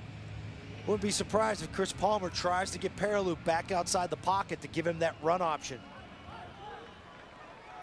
Schwab is into the game as the fullback out of the eye on this third down and goal to go. And it will go to Booker on a little delay, and he'll be brought down shy of the goal, and we'll set up a fourth down. But that draw took a long time to develop, that delayed draw, and you're asking your offensive linemen to hold their blocks. for a good 2.5 seconds here, and you're down in tight. That's hard to do on the goal line. And Melhoff is into the game, product of Wisconsin, and the Colonials lining up for the men's warehouse field goal attempt. Men's warehouse, you're going to like the way you look. It'll be a 20-yard attempt by Melhoff, who played in 3 games with the Saints back in 2008. And the snap down, the kick is on the way, and the kick is good. And that adds to the Colonials' lead with exactly 5 minutes remaining in the first half. It is now Hartford 20 and Sacramento nothing.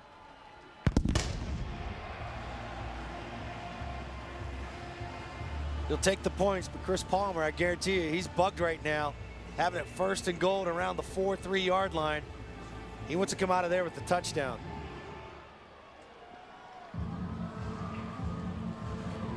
Melhoff with his 2nd field goal in the afternoon. He's out of the University of Wisconsin in those 3 games at the Saints. Back in 08, he was 3 for 4 on field goals. He had 9 of his 10 extra points. It's a 4-play, 20-yard drive, took 2:04.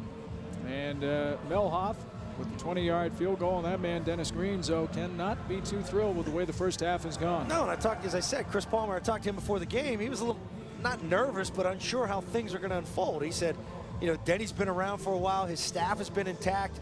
As John Chandler talked about earlier in the game, you're returning 6-7 defensive guys up front for Sacramento. You would have to think that early in this football game, that not that they would be more prepared, but things would go their way a little bit more.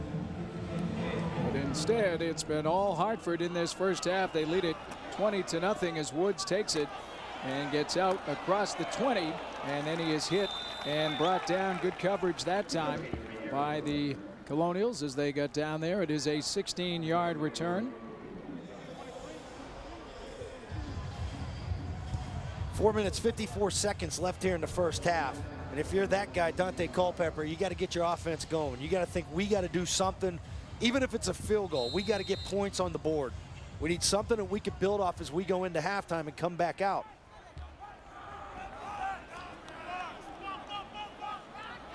Colonials starting at their own 20, check that, make it the Mountain Lions starting at their own 23-yard line as Ross gets the give and goes nowhere. We'll head down to Tony on the sideline.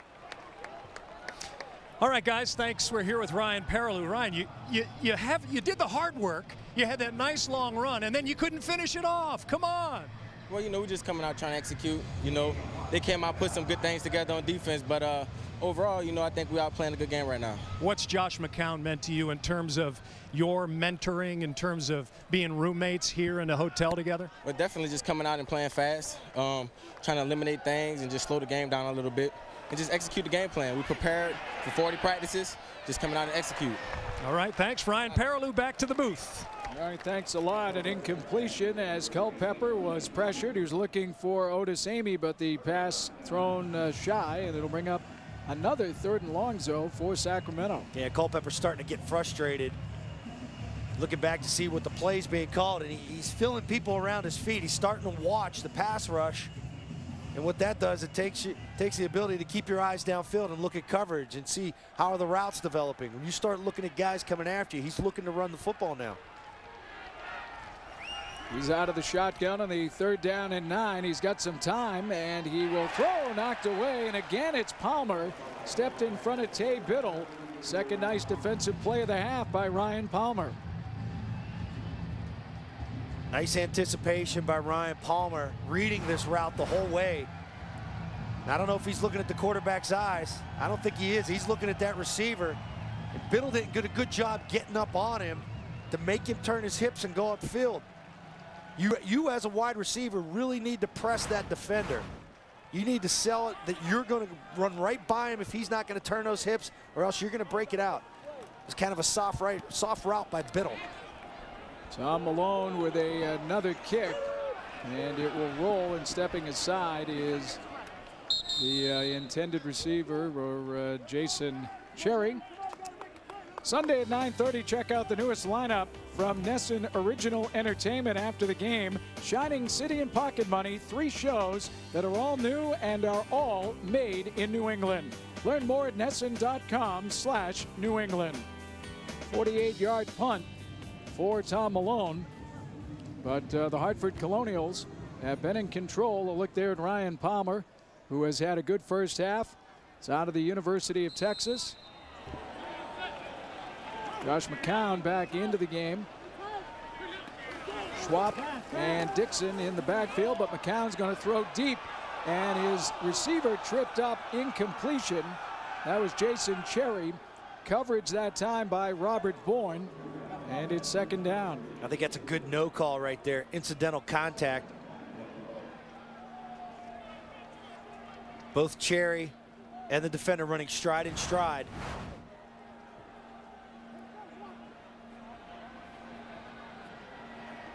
He may have had his left hand on him a little bit, but it was the legs that got tied up. The key there, the defender looking back, and Bourne looking back inside on the football and trying to make a play on it. Second down and 10. That's Devry in motion. And the give coming to Dixon with a seam. And Andre Dixon is out close to the 40-yard line. It's a 12-yard gain on second down.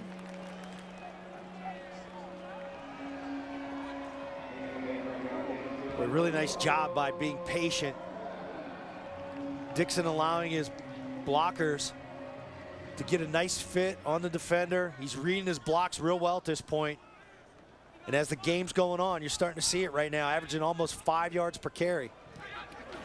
And problem, it looked like for a moment with the handoff, and Dixon does get the ball and is able to struggle for a couple of yards out across the 40-yard line. Liam Ezekiel and Dontarius Thomas in on the stop for Sacramento.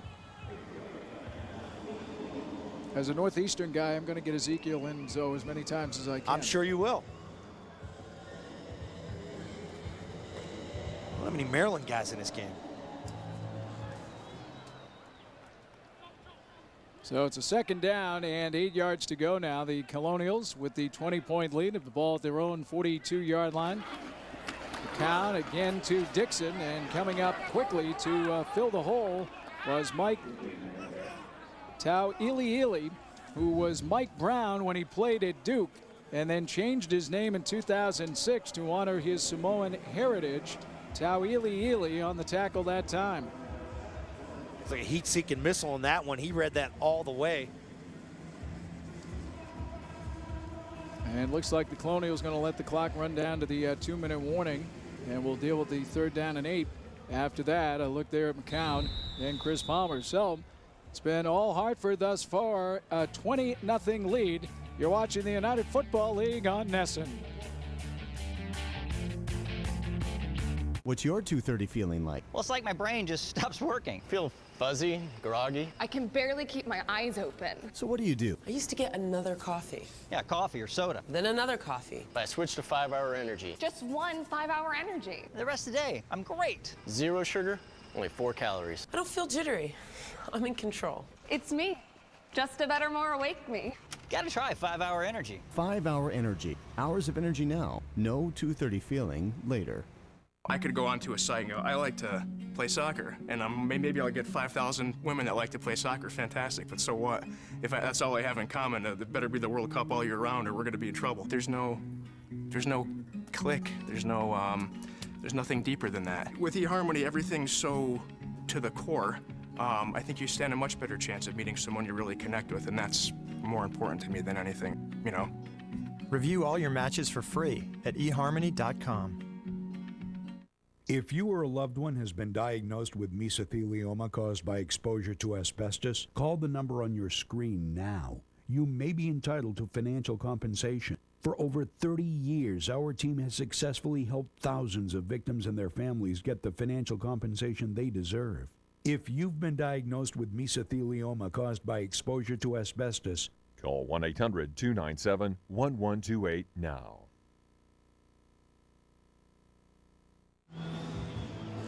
Back at Rentschler Field, that is actor Denzel Washington on hand as his son John David Washington, a running back with Sacramento, on hand to watch his son's team play.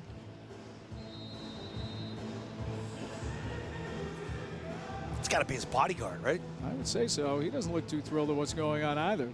Well, Tony has a bodyguard down there. Not that he needs one. I was going to say, this is his state, is it not? 3rd down and 8. And one of the rare 3rd down and longs that the Colonials have had in this first half. Here's McCown with time to throw across the middle, and it is dropped as Cindric Steptoe, product out of the University of Arizona, had to go right through the legs at the 50-yard line. It's a good stop by that Sacramento defense. Anytime they needed to make a play is now. Last thing they can do is give up some more points. Denzel Washington, though, one of my all-time favorite football movies. Remember the Titans? Yes. Coach Boone. Jai Bond, who is playing in his first game in which he's had to wear a helmet and shoulder pads, gets the kick, and a penalty is down on the field. 34-yard kick, and we'll wait to see what the call is here as Woods signaled for the fair catch.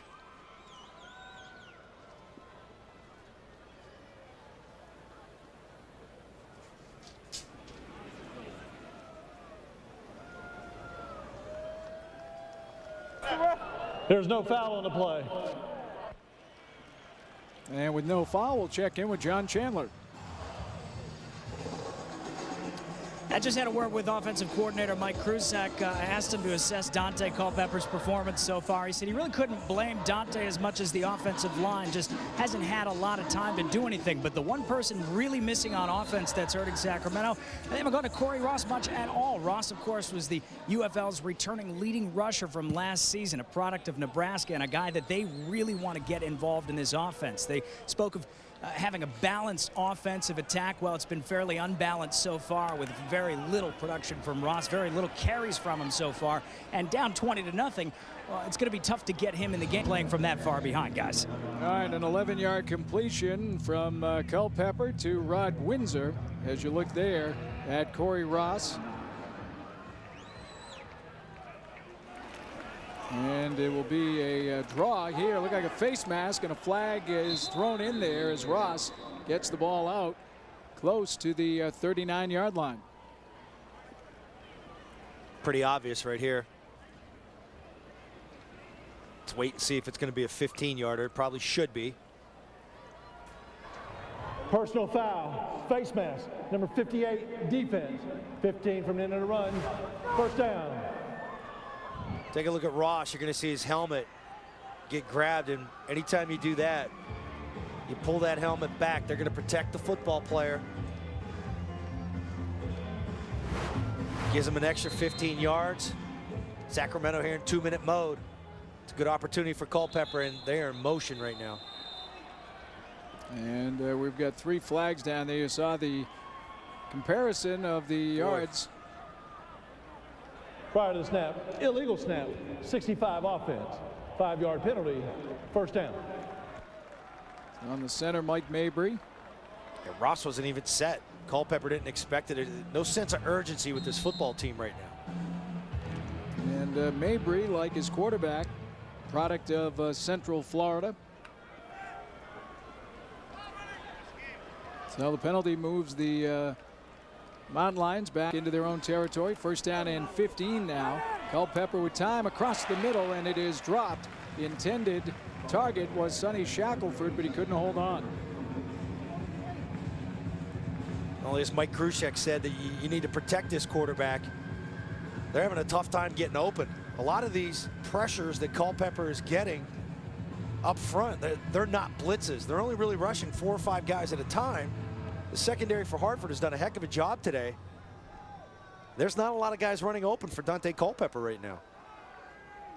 And when they are, they're dropping the football. As he has looked at a lot of 2nd and 3rd down long yardage situations, he is flushed out of the pocket here, throws on the run, and throws that one away, as it was Windsor the intended target.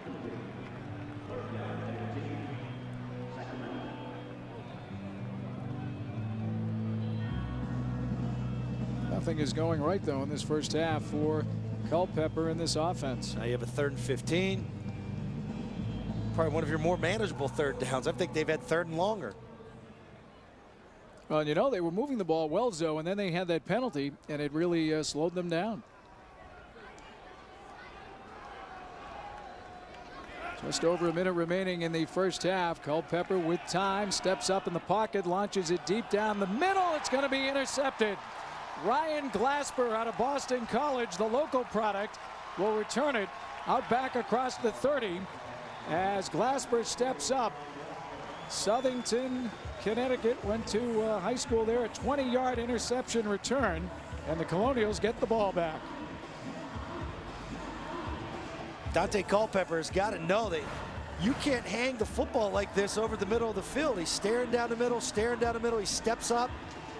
He puts so much arc on that he allowed the backside safety to read that the whole way. I mean, Ryan Glasper got a huge jump on that football. He wasn't 15 yards within that receiver on that, Mike, when Culpepper let that go. As he came over and intercepted, he had played some in the Canadian Football League. McCown is back in there, and on the draw, will give it to Lorenzo Booker, and Lorenzo Booker with a nice carry and a flag down after he goes out of bounds following a 13-yard run.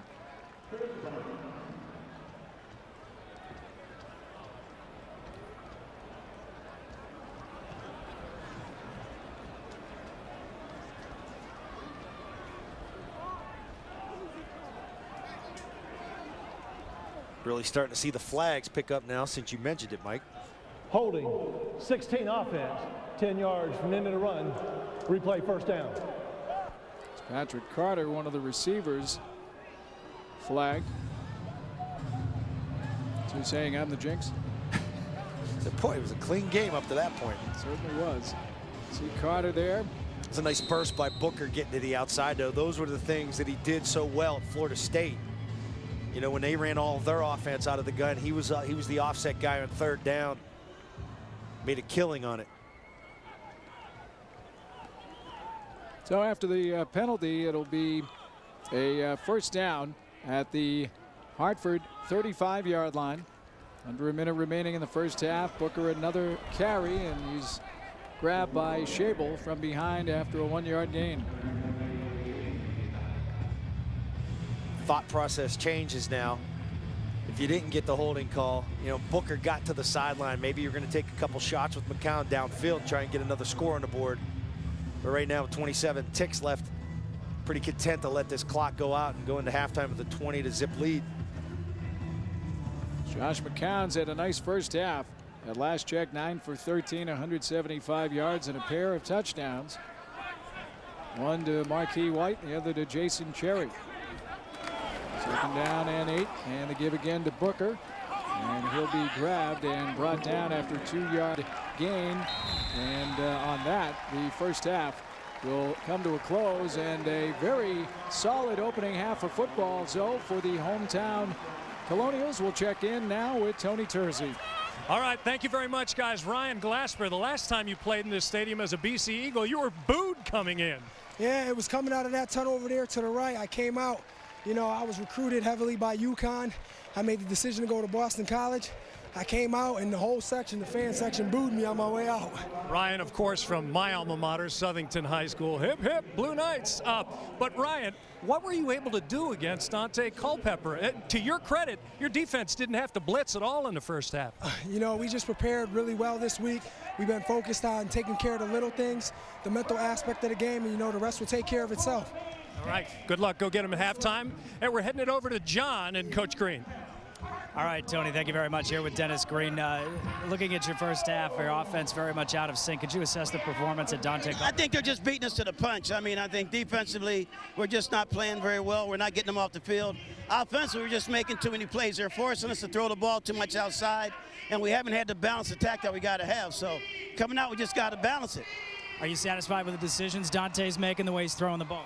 You know, he's just off. You know, he's just a little bit, he's underthrown, overthrown a little bit. I mean, I think he's playing like a rusty quarterback, and so he needs to get unrusty real quick. You talk about that balanced attack. We haven't seen much from Corey Ross, obviously the returning leading rusher. How do you get him involved in the second half down by 20? Well, you got to get 3-4 yards when you run the ball. We've been running the ball, we get 1 or 2 yards. We got to get 3 to 4 yards when you run it, which gives you a better down and distance situation.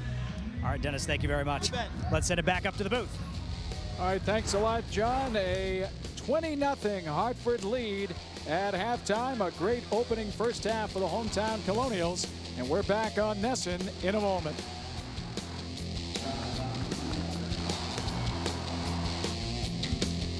Hey, Pete. Yeah, it's me, Big Brother. Put the remote down and listen. This intervention brought to you by Niaspan. So you cut back on the cheeseburgers and stopped using your exercise bike as a coat rack. That's it? You're done? I don't think so. You told me your doctor's worried about plaque clogging your arteries. What do you call it? Coronary artery disease. That cholesterol medicine he also wants you on? Niaspan? I looked it up online. Hey, Pete, you waiting for an engraved invitation? If you have high cholesterol and coronary artery disease, and diet and exercise are not enough, Niaspan, along with diet and a bile acid binding resin, is FDA approved not only to slow down plaque buildup, but to actually help clear some of it away. Pete, as kids, I always looked up to you. Now I'm just trying to look after you. If you cannot afford your medication, call 1-877-NIASPAN. Niaspan is not for everyone, like people with stomach ulcers, liver, or serious bleeding problems. Severe liver damage can occur when switching to Niaspan from immediate-release niacin. Blood tests are needed to check for liver problems. Tell your doctor if you have muscle pain or weakness. This could be a sign of serious side effects. This risk can increase with statin use. Tell your doctor about alcohol use if you've ever had gout or are diabetic and experience increases in blood sugar. Flushing, a common side effect, is warmth, redness, itching, or tingling of the skin. Ask your doctor about Niaspan. Fight back. Fight plaque. Niaspan. With 417 foot-pounds of torque, 403 horsepower, and an automatic rear locking differential, the GMC Sierra can do jobs other trucks can't. Never send a truck to do a Sierra's job. Hurry in now before the 2010s are gone and get 0% APR for 72 months on a 2010 Sierra, or choose $5,000 cash back. Plus a year of Sirius XM with commercial-free music and more, including every NFL game.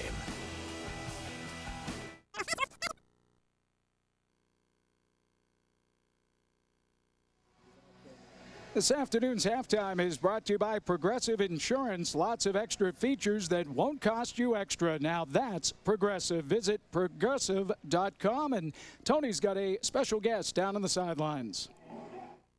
All right, Mike, thanks very much. Welcome to the beautiful turf here at Rentschler Field. Beautiful day for football and an even better day for Bill Mayer, the owner of the Hartford Colonials. How is your first day going? Did you have the pregame jitters?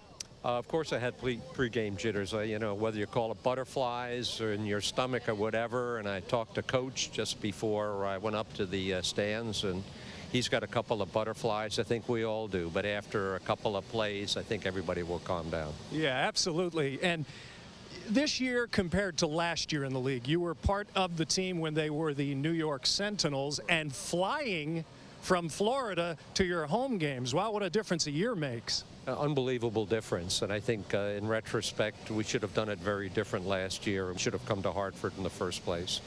And I think the reception we've had here in not only Hartford but the area has been just terrific for us. So we are really looking forward to this. Totally different from last year. Connecticut hasn't had professional football other than arena football, outdoor football, since the Hartford Knights back in 1973. Marv Hubbard, the former Oakland Raider, played for them. Why was Connecticut the smart choice for you? Well, I think what we did as a strategy, we decided that we would be in non-NFL cities. And we want to be complementary with the NFL, and it's a very friendly relationship. And if you look at a map of the major cities, this is by far the largest city without an NFL team. A pretty logical place to go. The XFL, the USFL, where Coach Palmer coached with the New Jersey Generals, Herschel Walker and Doug Flutie back in the mid-'80s, they didn't work out. Why will this business model work when those didn't? Short answer or long answer? Probably the short answer. Yeah, you got about 30 seconds. Okay. I think it'll work because of really three things. Being friendly with the NFL, all of those other leagues, we're really trying to go direct competition, number one. Number two, I think we're playing real football in the fall, and I think you see that from the number of players that were called up after last season into the NFL. And then the third reason we're going to succeed is that we're building our base here really slow, but very deliberately in town. Next year, there is a great potential that there will be an NFL work stoppage. Correct. You guys are aware of that. good that you're making some inroads in the first 2 years, I would imagine. Yes, and of course, nobody knows whether they're actually going to have a lockout next fall after their contract expires in March. But we're obviously all aware of it. But we're not going to do anything silly. But I think that if they have a lockout, it'll be very interesting next fall because we'll be the only professional football on TV. Bill Mayer, enjoy the second half. Thank you very much. Back with first half highlights coming up. You're watching the United Football League on NESN.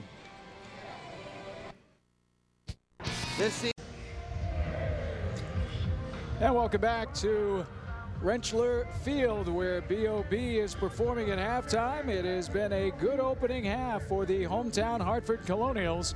They lead it 20-0 as we get set here to take a look at some of the first half highlights. And a first half zone that saw Josh McCown get off to a good start. Yeah, and this is it gets on the board early, and this is the first touchdown ever scored by the Hartford Colonials. And it's caught right here by Marquis White on a little motion return route. Nice job, McCown, putting the ball where only White can get it. That gets the scoring going. It's 7-0. And here's another one right here, a little play action fake. And the bomb, the cherry. You look at the nice little double move on the outside. He takes it the rest of the 20 yards for the easy score, playing pitch and catch. That gets him to 14. And then the big block right here on the outside, Marshall McDuffie laying out. Special teams getting it done for Hartford. Every single phase of the game, they are beating Sacramento to the punch-in. Defensively, the interception. This was a bad throw by Culpepper. Ryan Glasper, the Boston College product, making a nice little pick to end the half. Defense, offense, special teams, getting it done for Chris Palmer's football team. And it has been a first half for one of the former NFL quarterbacks, Josh McCown. Not so good for Dante Culpepper, as we'll head inside the Colonials locker room right now. Keep blocking outside, open up those runs. Hey, we're coming back. You get green again, we'll come back. You get it, split them and dice it. Bottom line, okay? It's our game. We finish at home. Bottom line. Let's go.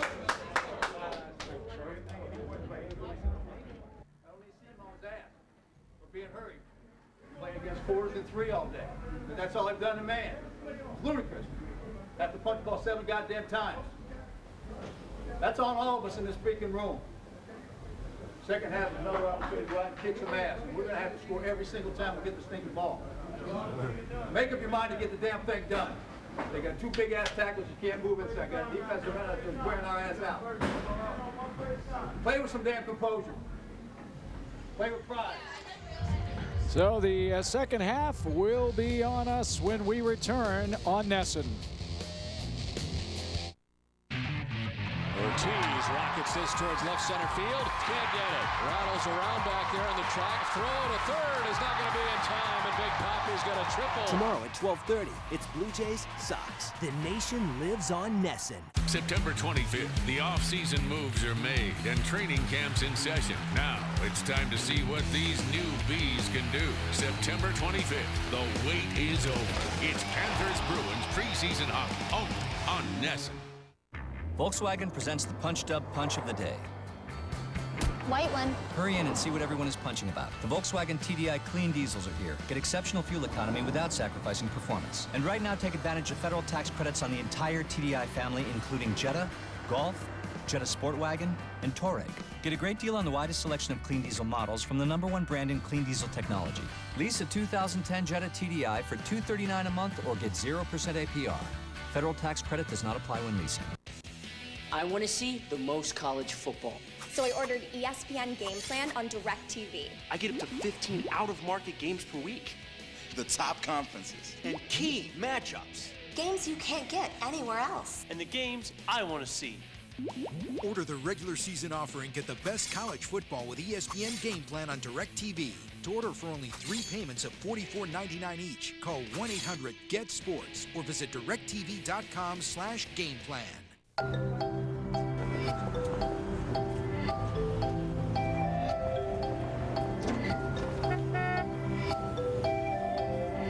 These things we count on every day started as ideas. Ideas from the minds of African Americans. Support minority education today so we don't miss out on the next big idea tomorrow. The United Negro College Fund. A mind is a terrible thing to waste. On Nesson. The United Football League on Nesson is presented by RotoHog and by Cutters. Mike Logan, Scott Solak back with you, along with Tony Terzi and John Chandler down on the sidelines. We're at Rensselaer Field, and it's been a sunny start for the Colonials as Fabrizio Scaccia is set to kick it away. And back deep to receive, Torres Johnson for the Colonials. They have the 20-point lead. They're going to get the ball first to start in the second half. And the kick will take Johnson into the end zone. He's going to take it out with room to the 10, gets a good block, breaks a tackle, and is out to the 22-yard line. Kai Brown on the tackle. He's out of Brown University. A 25-yard return by Johnson. Well, you heard the halftime, and you look at Sacramento really getting ripped into on the offensive side of it. They netted 55 yards in that first half, Mike. When you got a quarterback like Dante Culpepper, but more importantly, a running back like Ross, you got to find a way to get him the football. At some point, you need to make a play to get back in this game, and you need to take it possession by possession. Colonials start with the ball on their own 22-yard line. Andre Dixon is back in the backfield, but McCown to throw, looking our way, but it's incomplete as the ball thrown to the near side, but the pass was incomplete. Shahir McBride, there is a flag down on the field.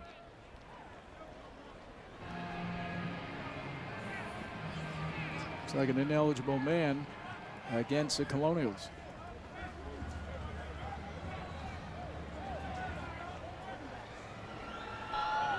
Ineligible receiver, number 86, downfield. Penalty is 5 yards. Replay, first down. It's a tight end. Doesn't make much sense. Well, unless they had an unbalanced look there. I don't know what the exact set was. They had some sort of an odd bunch to the left side where they had 3 tight ends stacked. Now, if he's technically the tackle on that side, he's not allowed to release into route. It's Ronnie Gint, product of Louisville, who's been in the NFL with both the Bengals and the Saints. And the handoff coming to Dixon right up the gut. And he'll struggle for a yard or two, and that is it.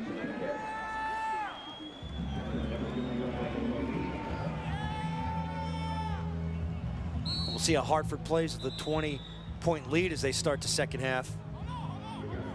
You don't want to take your foot off the gas. And we have a player on the field for the Colonials. That is Isaac Souls. He is the right guard, 6'3", 320 out of Indiana.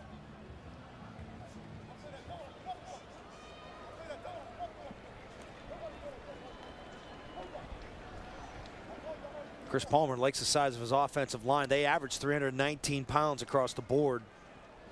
Let's take a look at Souls in the middle of your screen.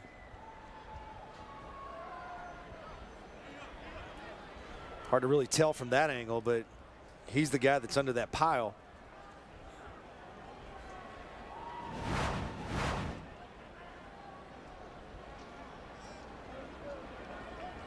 So with a injury timeout on the field, we'll step aside and back to Hartford after this. What's your 2:30 feeling like? Well, it's like my brain just stops working. Feel fuzzy, groggy. I can barely keep my eyes open. So what do you do? I used to get another coffee. Yeah, coffee or soda. Then another coffee. But I switched to 5-Hour Energy. Just one 5-hour energy. The rest of the day, I'm great. 0 sugar, only 4 calories. I don't feel jittery. I'm in control. It's me. Just a better, more awake me. Gotta try 5-Hour Energy. 5-Hour Energy. Hours of energy now. No 2:30 feeling later. Boston Bruins individual game tickets for the 2010-2011 season are on sale now. Don't miss your chance to see the hard-hitting action of Boston Bruins hockey live at the TD Garden as the Bees battle the rival Canadiens, Flyers, Maple Leafs, Sabres, and the rest of the NHL. It's the Boston Bruins 2010-2011 season, presented by the Massachusetts State Lottery. For ticket information, call 617-624-2327 or log on to bostonbruins.com. On an all-new After the Game, Boston's own Heisman winner, all hail Flutie. This pass put Doug Flutie in the history books, but he didn't stop there. We've started up schools.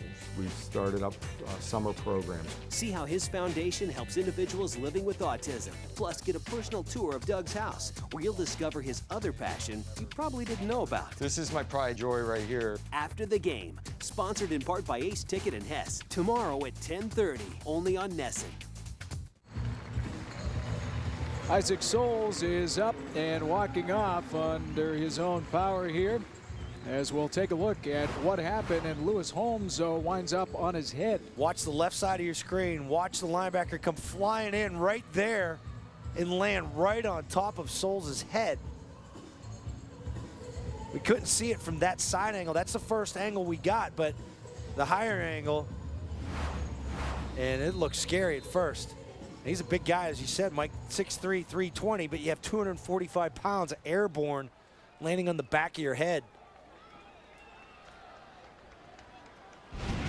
It is a second down and 12 now as McCown back to throw, sets up a little screen. Booker's got it. He's got a couple of good blocks. First down and more. Booker into the open field. Booker is going to go all the way for a Hartford touchdown. Lorenzo Booker on the screen pass to the left. It winds up an 80-yard touchdown and a 26-0 Hartford lead.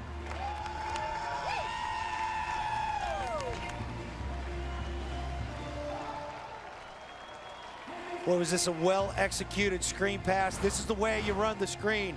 Nice job by McCown. 1, 2, 3, 4, 5. He sets his feet. You look at number 63 on the outside. Cameron Stevenson getting the block. Big number 70 right there. Keith Gray out in front. But that's all about Lorenzo Booker having the speed to get the daylight, split the safeties, and take it to the house. Just what the doctor ordered for the Colonials as far as starting the second half. The way you ended the first, as the extra point is good. And Lorenzo Booker and the Colonials are up 27-0. We're back to Hartford after this.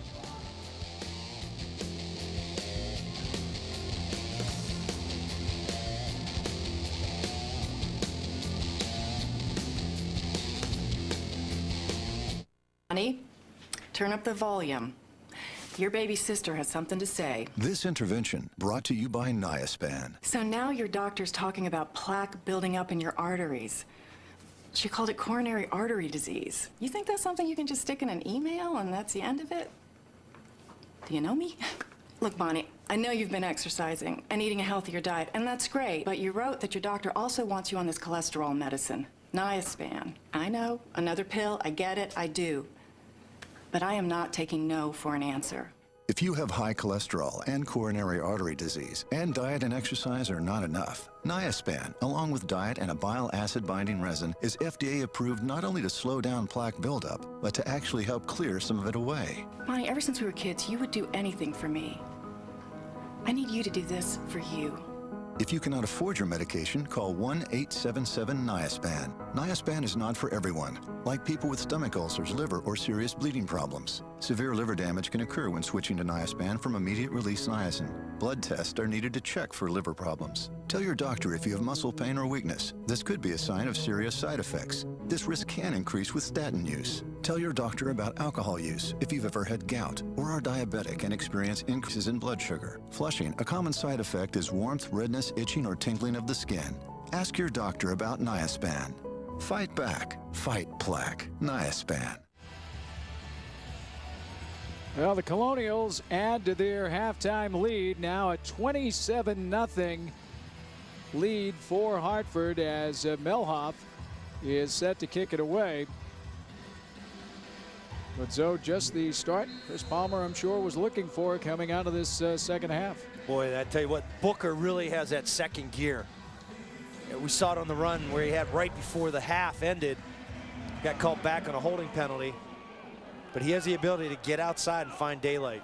Woods takes it at his 5, gets out across the 20, and is dropped shy of the 25-yard line. An 18-yard return. Let's head down to Tony. Lorenzo Booker here with me on the sideline, and you're going to be buying dinner for number 80 tonight, aren't you? Definitely. That's 3 big blocks he's thrown, and he reminded me before the play. Here comes number 3. Hey, he was right, so I gladly buy him dinner. I told you when we were talking before the break here, or during the break, that Denzel Washington was in the house. What'd you have to say to that? Well, this is second time attending one of my games. JD and I played in the National All-Star game together, and he got there before me, so he got to wear my number, but we became good friends, and at the opening kickoff, I told him, I said, whoever make the big play first, you got to get dinner. So I figure him being a Washington and all, I'm going to choose someplace expensive.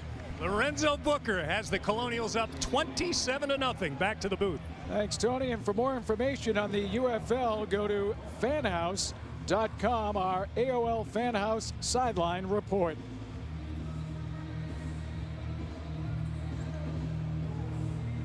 And Lorenzo Booker is a happy man, as are his teammates, who are off to a tremendous start here in the opener. 27-0 lead. And it is a second down and 12 for Dante Culpeppers. It's been a tough opening day for he and his teammates. He's got time to throw, swings it this side, and he has brought down the receiver. Is Denzel Washington's son, John David Washington, a 4-yard gain, brought down by Clint McPeak. So Booker called him JD. He went to Morehouse. There's another look at Denzel on the sidelines. But you got to wonder, why is it Sacramento utilizing the middle of this football field? Everything is outside to the numbers. It's all hitches, slants, curls, outs. There's a lot of space in the middle of that football field. And again, they are faced with a 3rd down and long. It's 3rd and 9 as Culpepper out of the shotgun. Near side, nice jumping catch by Rod Windsor. It is a 15-yard gain. The coverage by Kyle Whitehurst. That's a nice throw right there by Culpepper. Call this a fade stop, where the defender is running with the receiver and he has his back to the quarterback, and all you do is throw it right to the back ear of the defender. And Windsor goes up and gets it at his highest point. That's a nice pitch and catch right there. And a rare first down for Sacramento as Culpepper just across the middle dumps it off. Washington breaks a tackle. He's into Colonial territory and brought down at the 49-yard line. Manny Collins coming up to make the stop after the 10-yard gain.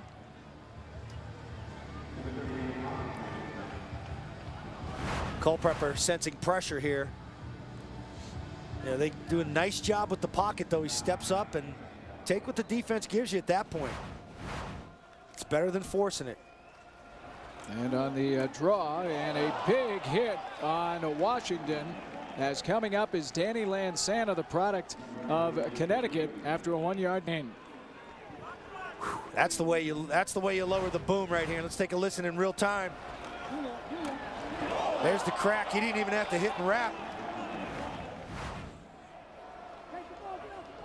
Really made Washington earn that yard, or it actually wasn't even a yard gain.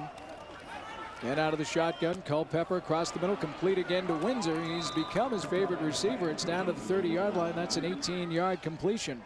Controlled no huddle Sacramento's using right now, and that's what we're talking about, the middle of the football field. There's plays to be made, but you got to have courage to go over the middle like Windsor did there. Culpepper did a nice job taking care of him, placing the football nice and low, where you're not going to ask your receiver to get extended. And with time, and he'll come to this side and complete it again to Windsor. Whitehurst forces him out after an 8-yard gain. You know, Mike, sometimes to get a quarterback going is the go-to minute. You know, I remember back when we were trailing the Minnesota Vikings that one year, I think it was back in 1994. Bledsoe went no huddle the whole second half, and it's about calling your plays that you feel confident you're going to hit. If you're the quarterback and you're running a controlled no huddle, you're not going to call something that you're not confident in. You're going to call the plays that you like, that you feel that you can throw in rhythm, and that's what Culpepper's doing on his drive. He's throwing in rhythm. And by doing so, he's looking at short yardage situations on second and third downs instead of the long ones they've had most of the afternoon. Now he pump fakes. He was going to go long. He's going to step up and slide down right at the first down mark. You know, so early in the second quarter, we saw Sacramento start to move when they ran this offense. Then they had the penalty, and it totally took them out of their momentum. They're called drive killers. You know, next thing you know, you're 3rd and 12, 3rd and 15. You know, they had a 2nd and 12 to start this drive. If it wasn't for the nice throw to Windsor on the catch along the sideline, and you take a look at his numbers right now, 6 for 6 on this drive. But here's your problem. You're in a little bit of a rhythm now. Now granted, we do have an injury. He's looking to the sideline, trying to get the play in, trying to get his offense called. That's Clint McPeak, a linebacker out of New Mexico, who is banged up for the Colonials.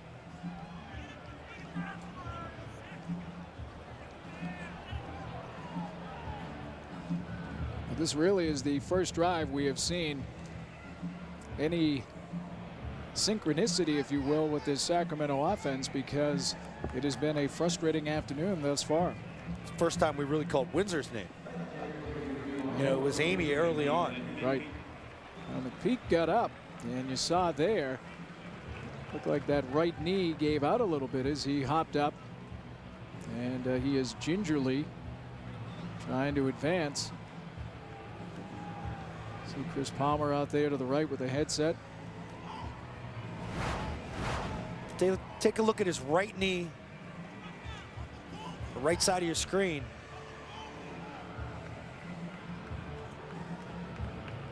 Seems like something caught up in his knee. A lot of times that's a lateral meniscus. Makes your knee lock up. And he'll be assisted to the Hartford sideline.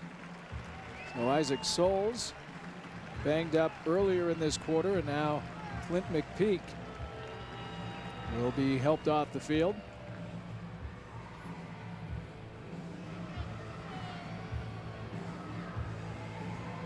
This Hartford defense so far has done an excellent job slowing down Culpepper. Sacramento is going to come out on an I set, one of the rare times they've run the I formation. The wing to the top of your screen. And it'll be Ross, who's back in the game. Great tackle by Julius Williams. He's another Connecticut product. And we'll slide down to John Chandler. Yeah, guys, something to keep an eye on here with Corey Ross. When this drive started, he did not start the drive. He was getting worked on by the trainers in the upper body area. I'm told that he just had the wind knocked out of him, but certainly something to keep an eye on here, as we have not seen much or heard much from Corey Ross here this afternoon. Well, they're trying to get him going, too. A little unbalanced look. That's not what you want out of your top back. Right at 2 yards per carry. On a 2nd down and 11, that is incomplete, as Tate Biddle was the intended target, and it again will set up another 3rd down and long for Sacramento. And UFL Fantasy Pick'em, powered by RotoHog, award-winning fantasy sports. Play now for a chance to win tickets to the UFL Championship game.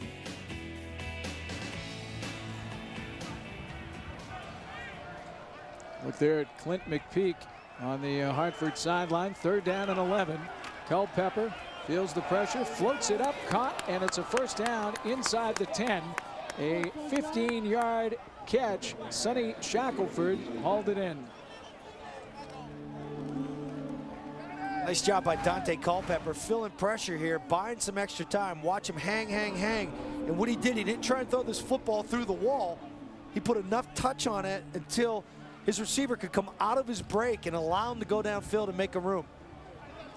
Watch how he lays the football out to the sideline, away from the defender, and bring that receiver back down that stem. 1st down and goal as Ross gets the call, and again, not much room.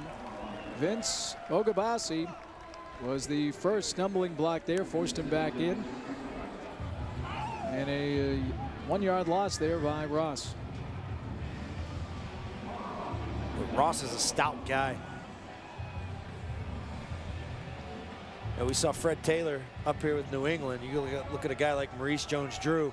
He's got those big legs like LeRon McClain from Baltimore. Has played in 10 games with the Baltimore Ravens in the 06 and 07 seasons. His pass complete to Kai Brown, and Kenny Ingram drops him down after the 4-yard gain.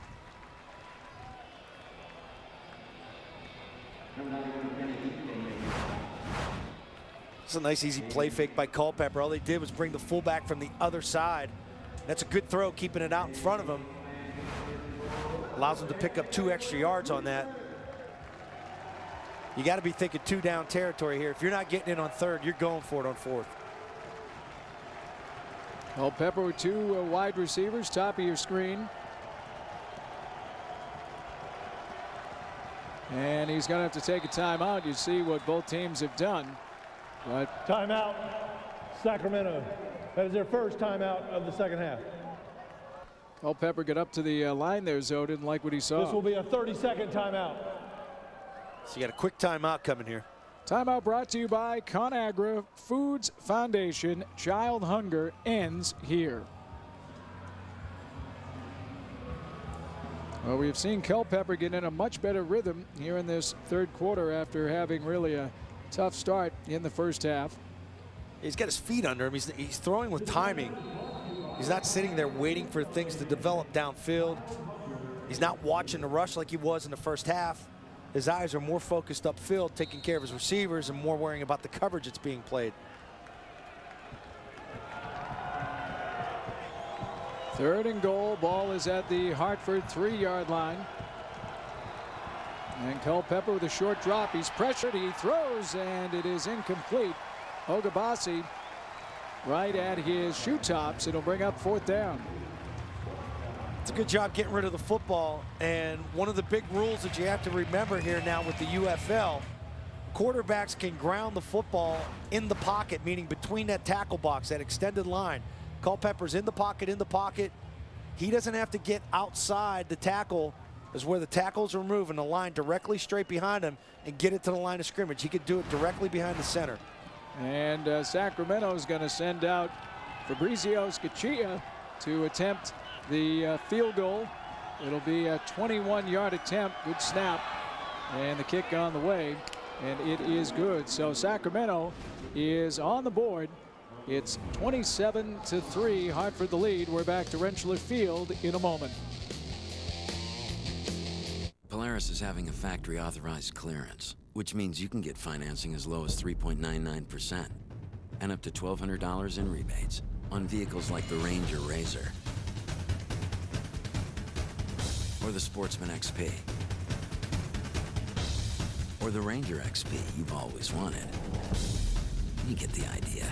Like I said, you can get financing as low as 3.99% and up to $1,200 in rebates during the Polaris factory authorized clearance. See, when you've got a deal as good as ours, saying anything else would just be beside the point. Because if you ask us, getting one of these for this beats an inflatable gorilla on the roof any day. All deal, no hype. Hey, it's all about the deal. That's all you need to know, right? The Polaris factory authorized clearance. Going on now, so go check out your local Polaris dealer.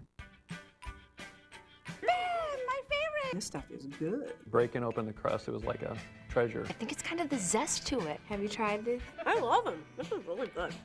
That's good. This is the real deal. This is the stuff that we eat. I absolutely love Crunch and Munch. My whole family loves Hebrew National. I love Peter Pan. I absolutely love it. They love it. My kids love it. Oh, I love it. I love it. My family loves it. I love it.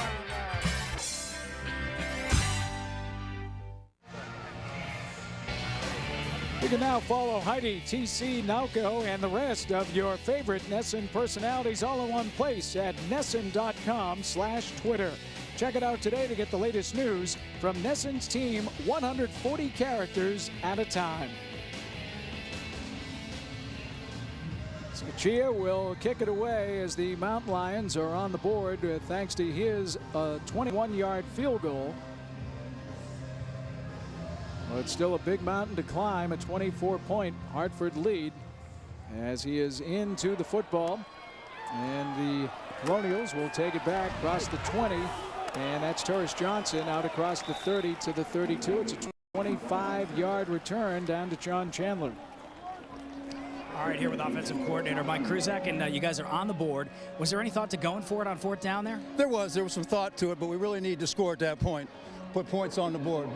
We just didn't have any continuity in the first half. Talk about the momentum on that drive. It seemed like Dante really kind of found his rhythm with his own. Well, we went to 4 wide receivers and tried a no huddle, and we had talked about no huddle all week, so we're going to go back to it and try and get our momentum through calling the stuff at the line of scrimmage. That's what he likes to do. He feels most comfortable doing it, and as you said, he found his rhythm in the first drive of this half. We got a lot of room to go to catch up in this game, so hopefully we can continue this and turn these field goals into touchdowns. I saw you just talking to him right there just a few moments ago. What did you say to Dante? Well, we were talking about a particular pass concept where we're running all sticks routes at about 10, 11 yards, and the flat defender's running right to the outside, giving us the inside guy. So it was just talking about a particular read that he has to change in his own mind. All right, Mike, best of luck second half. Guys, back up to you. All right, thanks, John. It was a 5-yard loss on the sack by Josh Leonard. Look there at Dante Culpepper. So second down. And 14, Ryan Perilou is back into the game for the Colonials. And the give comes to Andre Dixon. And he gets a couple of those yards back, going to set up a 3rd down and long. Good stuff by Mike Kruzak there, talking about those stick routes, that passing tree, and that's what we alluded to. A lot of stuff to the outside throughout 2 quarters, and he's trying to convey to Dante, we can do some things on the inside, so they need to change the concept, the scheme of their routes to start looking at stuff over the middle of the field. Seems like it worked for them on that drive. Certainly did, as they were able to move right down the field. Perilou out of the shotgun on a 3rd down and 12. With some time across the middle, complete for a Hartford 1st down. That's Torres Johnson. Ware had the coverage, but a big gain of 17 yards and another Hartford 1st down. Really good vision by Ryan Perilou on this. Having to go over top of 2 defenders, not only that, but stand in the pocket. Not able to follow through, and you could really see the arm strength on that. Up there, Johnson, who made the reception.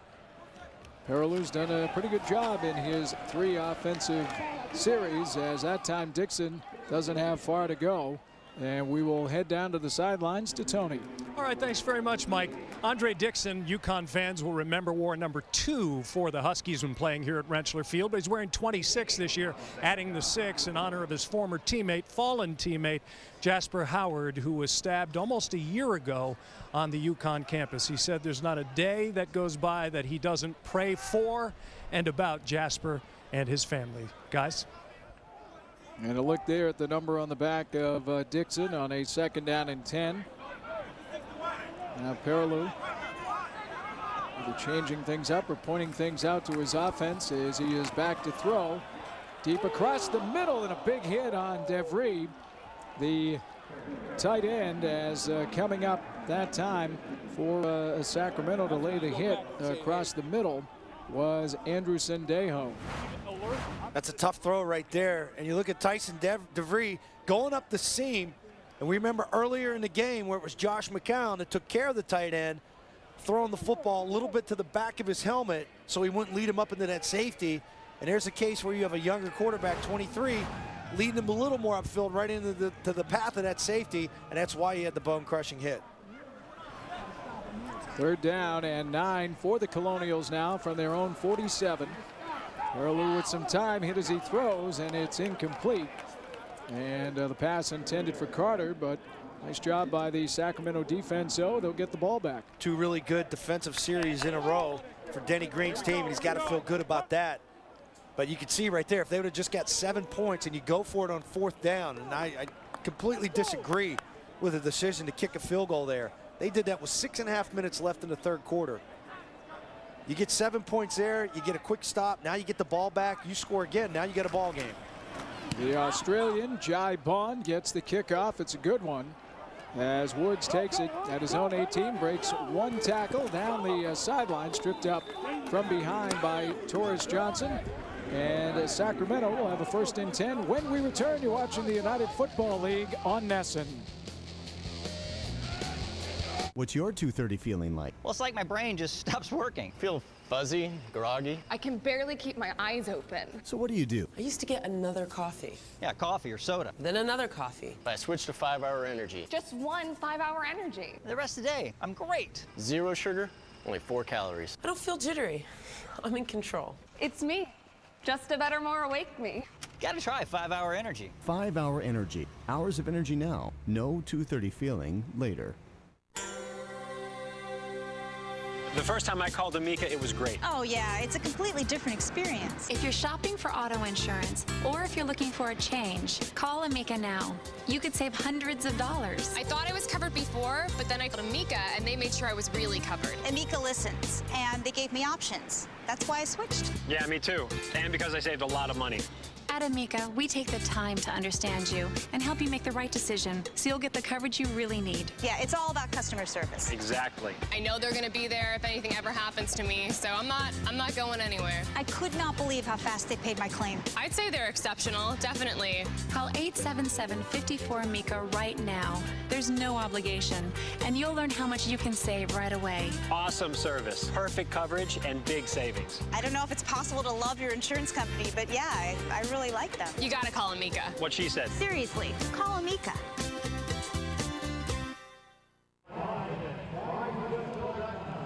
Well, the Mountain Lions get the football back and a chance to climb back into this one a little bit with 3:36 to go.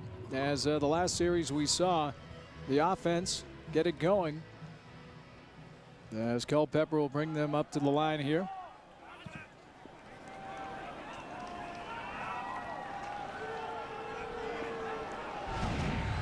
Culpepper from his own 28-yard line will fire it, and it is quickly caught by Tate Biddle, and he is knocked down. We're going to check in with Tony. He's got an update on the injury to Clint McPeak. Clint McPeak, condition on him. He was taken off the field with some help during the early stages of the third quarter. Doctors tell me he's got some lateral pain in his right knee. There is a great deal of mobility, but for precautionary reasons, they're going to have it iced down the rest of the game. McPeak, out of New Mexico, a la Brian Urlacher, not going to return today. All right, thanks, Tony, for the information. Culpepper throws deep as he's under pressure, and he oversails the receiver, and Trey Battle's going to pick up a penalty as he hit Tate Biddle after the ball was overthrown.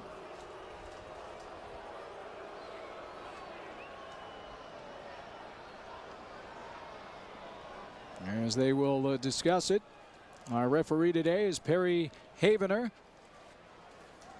and he's got some FaceTime as the game has gone on.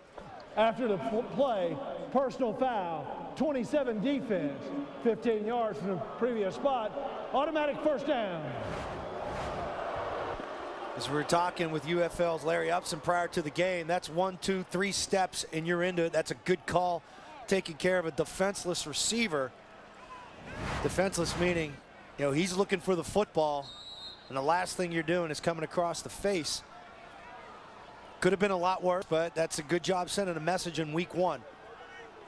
And with the penalty, Colonials get the Mountain Lions get the Colonial 48-yard line. Now the completion here, as that's Joe West taking it down inside the 45, 10-yard gain, and another Sacramento first down.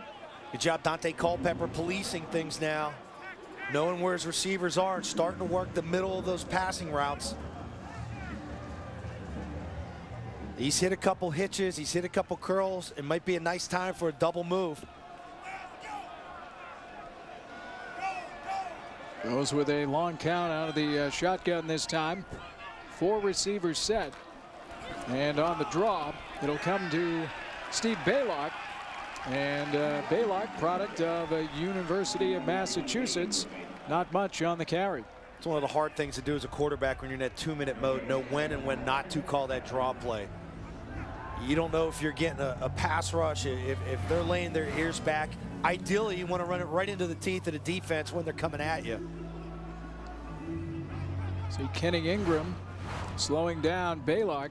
Baylock just the 3rd player in Division I AA history to post 4 1,000-yard rushing seasons while at UMass. Culpepper will just dump it off over the middle. And it goes incomplete. He was trying to get it to Baylock, but again, Ingram had good coverage. Did a nice job getting rid of the football there, but things coming together for him here in the second half. Prior to that pass, you know, he's 10 of 12, 10 of 13 now. He's not going to fool you. He's going to sit in that pocket.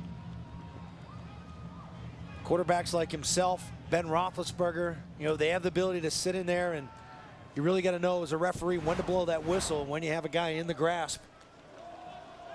So we were talking about it with the rule where they can ground the football as long as the ball makes it back to the line of scrimmage. As long as you have a heads-up quarterback, you can take some chances and run some different plays that you can't in the NFL. Please put 1:26 on the clock. 1:26.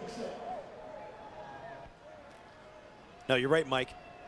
You know, say you're back in the pocket and you're running just a single-man route or a combo route with only a second receiver and things aren't developing downfield and you feel pressure, you can throw it at the feet of your center up front as long as you make it back to the line of scrimmage.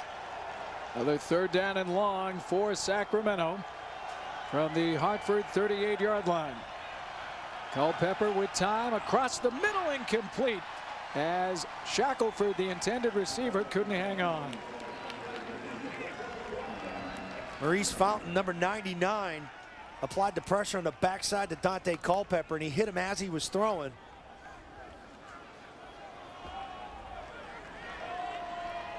Good job by Hartford beating all one-on-one blocks today. Not a lot of double blocks, but they've won the one-on-one battles up front. They've owned the trenches today. Tom Malone, who has had a punt block today in the first half. Marshall McDuffie got it for Hartford. And this time able to get the kick away. Nice high kick. And Steptoe will let it bounce. Going to be down inside the 5, down around the 1-yard line. So the Colonials will have a ways to go, 37-yard punt. And we're back to Rensselaer Field in a moment. This season, we've got the good, the bad, who said New Jersey, and the downright humiliating. I'm excommunicating you from the nation. That was a terrible answer. 2 seasons in, and they haven't fired me yet. Evil Pocket Money! I wonder if Ness actually watches this show. Pocket Money, tomorrow night at 10, only on Nesson. Pocket Money is presented by Ace Ticket. They got the best seats at the best prices. To review, Pocket Money, presented by Ace Ticket, best seats, best prices. With 4G from Sprint, I can download files up to 10 times faster than 3G. Outside. I can stream the movie Airplane to my cell phone. At the airport. I can have a crystal clear video conference with my clients. Muffin basket or something. While working off-site. Or share 5 high-speed connections for online gaming while enjoying the great outdoors. Eat it, Yoshi! What can you do with 4G? Experience 4G from Sprint.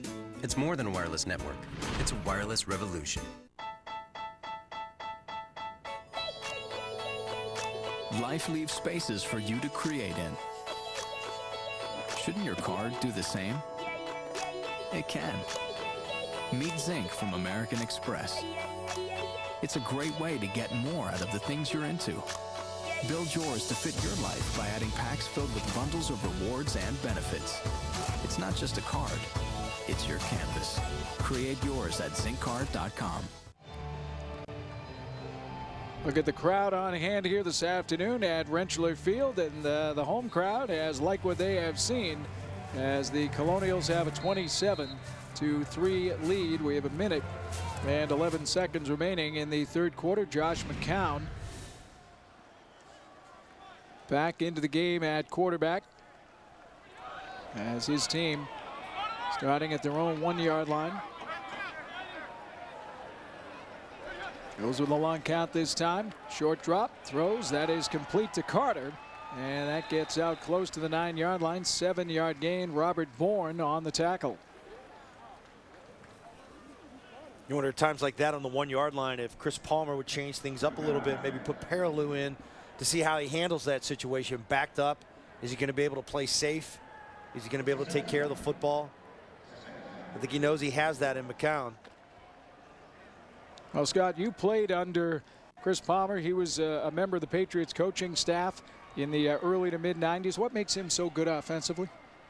Technically, he teaches things well to the quarterback position, and meaning the beginning of March, April through May, we would spend countless hours on the practice field, and he would have this old Sid Gilman net up, and it's about throwing for spots, and it's all technique, and he would film everything, and he would tie your feet together. It's all about footwork, body mechanics, keeping your body under control.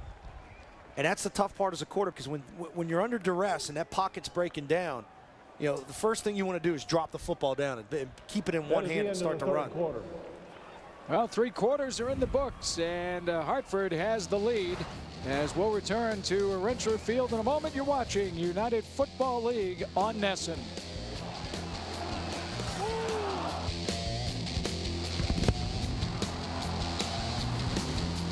You better run to Men's Warehouse. Suits are on sale, including designer brands and big and tall. Buy one and get a second suit for just $100. You're gonna like the way you look, I guarantee it. Polaris is having a factory authorized clearance, which means you can get financing as low as 3.99% and up to $1,200 in rebates on vehicles like the Ranger RZR or the Sportsman XP or the Ranger XP you've always wanted. You get the idea. Like I said, you can get financing as low as 3.99% and up to $1,200 in rebates during the Polaris factory authorized clearance. See, when you've got a deal as good as ours, saying anything else would just be beside the point. Because if you ask us, getting one of these for this beats an inflatable gorilla on the roof any day. All deal, no hype. Hey, it's all about the deal. That's all you need to know, right? The Polaris factory authorized clearance. Going on now, so go check out your local Polaris dealer. Forget search engines. Anyone can access instant, unlimited background checks with BeenVerified.com. You can look up anyone who comes into your home or life. Never before has background checking been this easy. No stranger comes around my growing family without a background check. Search new acquaintances, find lost loved ones, or look yourself up. Even monitor changes with round-the-clock alerts. Isn't it better to know for sure? For a free trial of unlimited background checks, go to BeenVerified.com/TV87. The Sox close out their 6-game home stretch in one last 3-game rematch against the unpredictable O's. The Sox have gone 8-7 on the season with the Birds and are determined to come out on top in the finale at Fenway. Monday, it's Orioles Sox. The nation lives on Nesson. The United Football League on Nesson is presented by Wilson and by Custom Bite. As we are set to go on the start of the 4th quarter, Chris Palmer is going to be a happy man with what his offense has done thus far. 27 points, first 3 quarters. Yeah, he's got to be excited about it.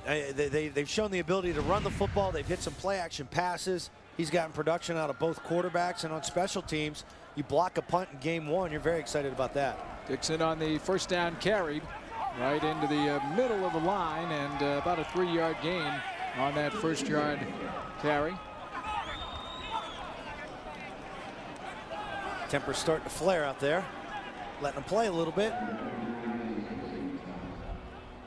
Going to be a disappointing start for Sacramento. We were talking before we went on the air. You know, you look at both of the rosters of this team, and a lot of talent and a lot of experience on the Sacramento sidelines. Yeah, but you still have to go out and you still have to play. It's so hard, regardless of what league you're in, to carry over from last year what you're going to do this year. There's such a time lapse in between. In essence, you're a new team each and every year. Here's Dixon, gets it out across the 25 to the 28-yard line. 4-yard carry will set up a 3rd down and short for Hartford, and with a 24-point lead, very happy to keep it on the ground. Boy, Dixon really showed me something today. Not that this game's over, but his ability to pick his feet up and put them down and allow his blockers to block it. So many times young running backs will run up and hit the lineman right in the back when the hole's not there. And you got to have that delay in yourself where you could allow stuff to happen, have vision to look back and have that cutback ability, and he's done that multiple times today. Hartford with a 3rd down and 2, short pass through the hands of the intended receiver, as that was Torres Johnson. And the ball will go back over to Sacramento. It's good timing by McCown. He realizes that, hey, the pressure's coming. That's a quick timing route. Johnson's got to get his head around, find that football.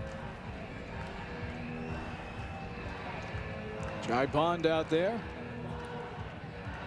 Former Australian rules football player.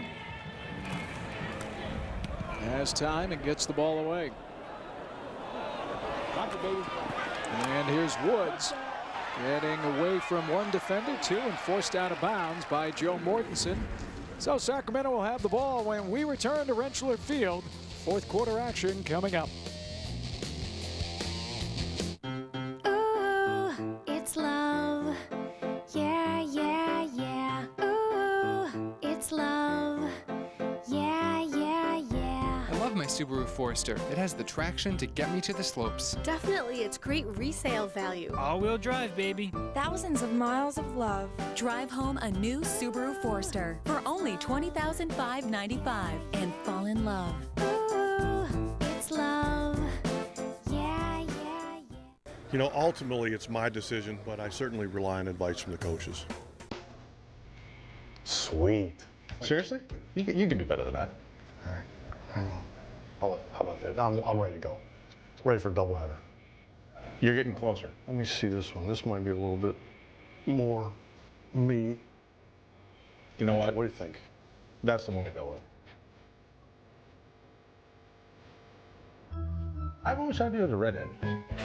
What's your 2:30 feeling like? Well, it's like my brain just stops working. Feel fuzzy, groggy. I can barely keep my eyes open. So what do you do? I used to get another coffee. Yeah, coffee or soda. Then another coffee. I switched to 5-hour energy. Just one 5-hour energy. The rest of the day, I'm great. 0 sugar, only 4 calories. I don't feel jittery. I'm in control. It's me. Just a better, more awake me. Gotta try 5-hour energy. 5-hour energy. Hours of energy now. No 2:30 feeling later. Colonials have the 24-point lead. Let's take a look now at the Cutters catch of the game. And it belongs to Jason Cherry of the Hartford Colonials on this long play that wound up being a touchdown. The catch of the game brought to you by Cutters. No other glove performs like this. So one of 2 big plays for the Hartford offense today. The other one, the 80-yard touchdown by Lorenzo Booker on the screenplay. Yeah, two nice jobs of both guys getting out the gate, setting the tone early, getting up on the receiver. Let's take a look at Culpepper here, getting the drive started with the draw. Sense of urgency now for Sacramento, and I don't know if they really feel they got a chance in this football game, but they got to pick up the tempo, they got to pick up the pace. At some point, you're going to have to go downfield and take a shot.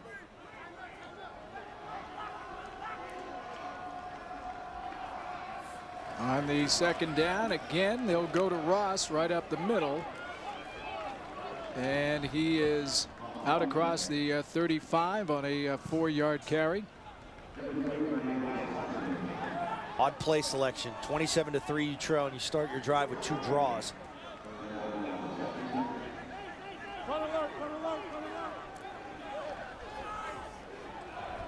They'll bring up a 3rd down and short. Sacramento has not had a lot of these on the afternoon. That's Klutz, the fullback. And the give's going to come to Ross, and he gets the first down. It does appear. Joe Mortensen on the stop for Hartford. Let's take a look at it. I think he might be short here, Mike. Yeah, they're going to call it 4th and 1.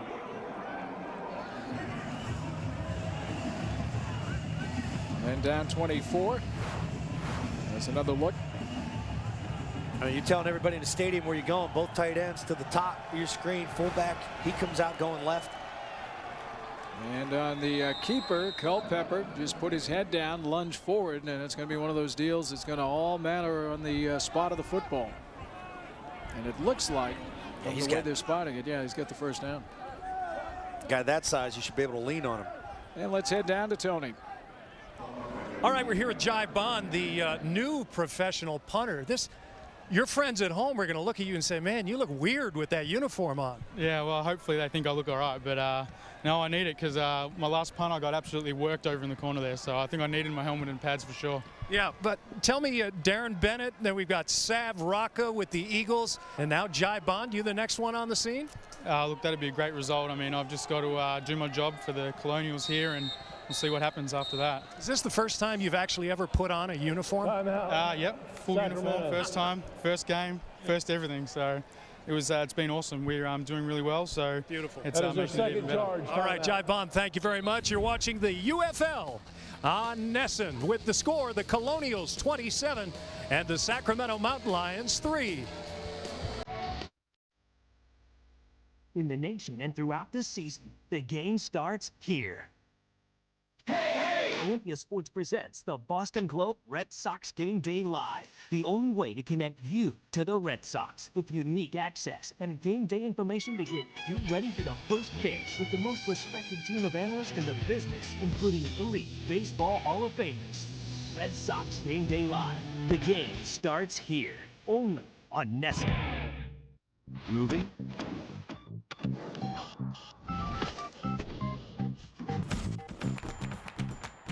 Call, pack, kick back. That's all it takes to move your DirecTV. One call before moving, pack your receiver, and we do the rest. Just call, pack, kick back, and get 5 months of our best TV package for free, including all our premium movie channels with our exclusive NFL Sunday ticket offer. So make your move easy. Call DirecTV.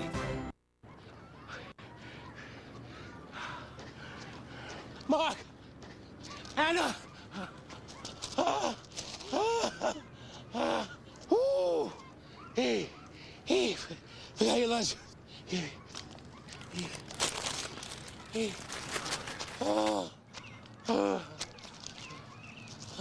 You don't have to be perfect to be a perfect parent. Because kids in foster care don't need perfection. They need you. Back to Hartford. Colonials have the lead coming out of a Sacramento timeout. And the timeout brought to you by ConAgra Foods Foundation. Child hunger ends here.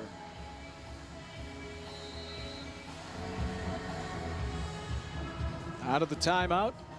It's a first down and 10 for Dante Culpepper. And the Sacramento offense on their own 39-yard line. Culpepper with some time. Going to air it out deep down the sideline, and it is knocked away at the last moment by Marcus Brown out of McNeese State, as he and Windsor were in a pretty good battle. And Windsor had a nice step on Brown. Culpepper's got to throw that football, let that thing go just a second earlier, and he would have had a chance at that. But it goes to show you both teams, you know, which one's more prepared than the other. See, he left that ball to the inside. If you do what McCown did with Cherry and throw that ball outside. 22 defense, 5 yards from the previous spot.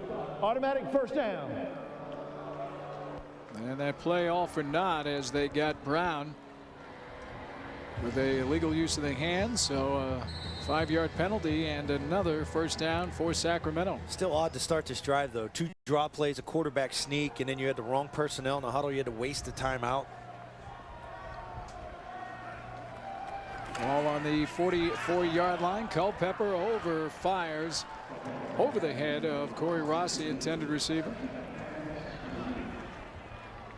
There's no question Dante Culpepper can take a hit.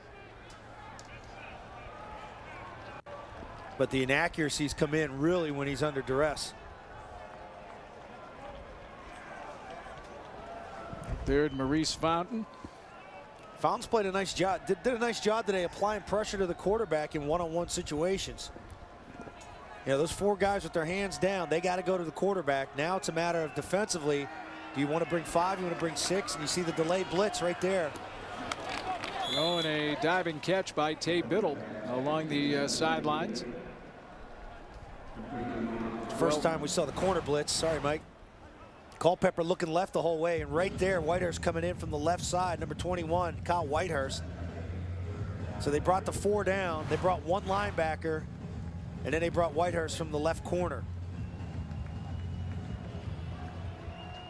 Sets up a 3rd down and 3 for the Colonials.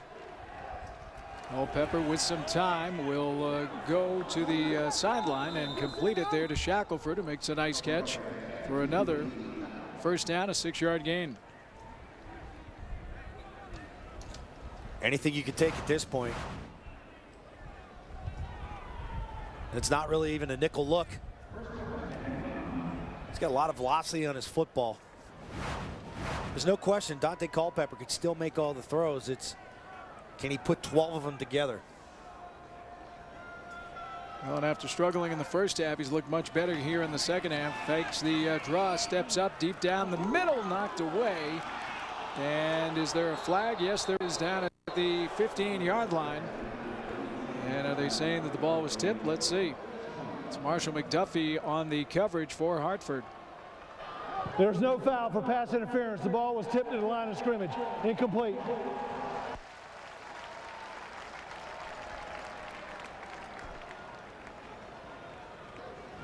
Let's try and see if there was a deflection right here.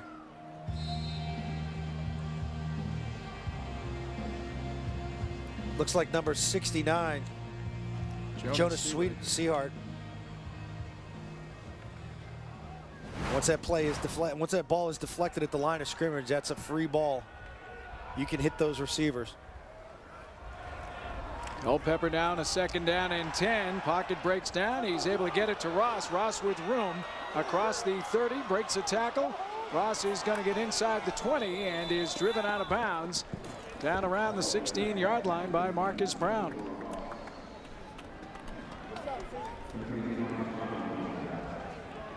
I don't know if this is a set screen or if this is just straight pressure.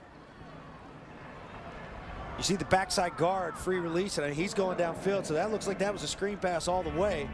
It's a nice job by Ross finding Culpepper in trouble. 27-yard gain down to the Hartford 16-yard line. Clock right now, though, an ally for the Colonials with the 24-point lead.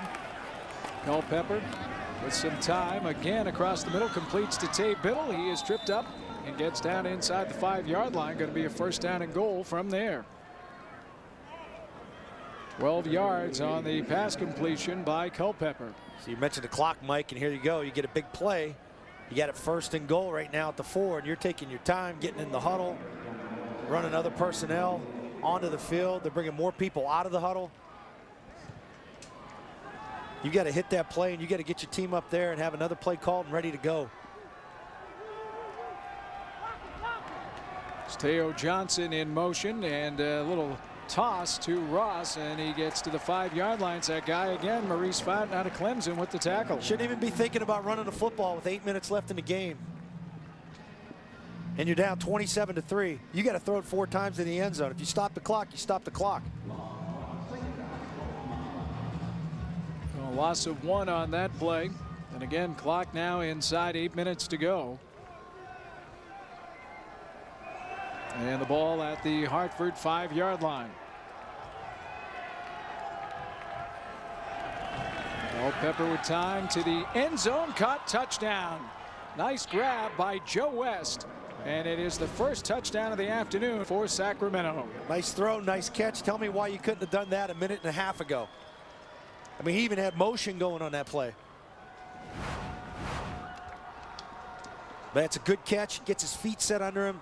And puts the ball nice and high, only where his guy can get it.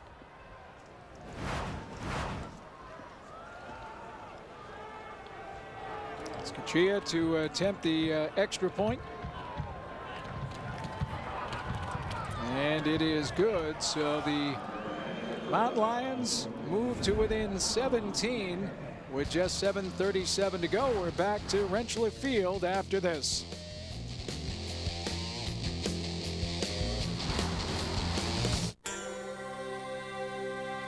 Why would someone switch to a different auto insurance company? Me, I wanted to save money, and I did with Amica. Paying less for auto insurance is only one of the reasons why people switch to Amica. Call 877-52-AMICA now and find out why you should make the change. I was actually with another company, but I got into this accident with one of Amica's customers, and they were so nice at Amica that I said, that's it. That's what I want. We hear that a lot. I switched because I did a bunch of research on who was winning awards for great service and getting the best ratings from consumers, and guess which name kept coming up? Saving money's great, but I got so much more when I called Amica. They have this personal touch that you can't believe. When you have no doubt that you have the right coverage, that's the feeling you want to drive around with. Call us today or check us out online. If you want to make the switch, you don't have to wait for your current policy to expire. We'll make it easy. There is something different and better out there. It feels great to be an Amica customer. So call Amica. What's your 2:30 feeling like? Well, it's like my brain just stops working. Feel fuzzy, groggy. I can barely keep my eyes open. So what do you do? I used to get another coffee. Yeah, coffee or soda. Then another coffee. I switched to 5-hour energy. Just one 5-hour energy. The rest of the day, I'm great. 0 sugar, only 4 calories. I don't feel jittery. I'm in control. It's me. Just a better, more awake me. Gotta try 5-hour energy. 5-hour energy. Hours of energy now. No 2:30 feeling later. 27-10, Sacramento, moment ago, scoring its first touchdown. You see the drive there, 12 plays, 72 yards, and it certainly has been a different Dante Culpepper in the second half. As Joe West with the touchdown.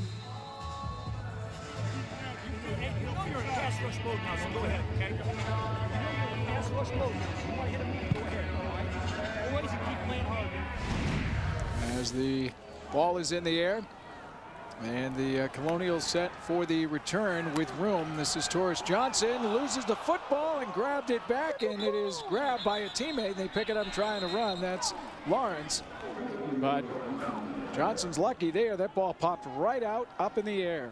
Then you're thinking, oh wow, should we kick that field goal at that point, or will we have a 2-possession game? We'll head to break. 27-10, Hartford the lead.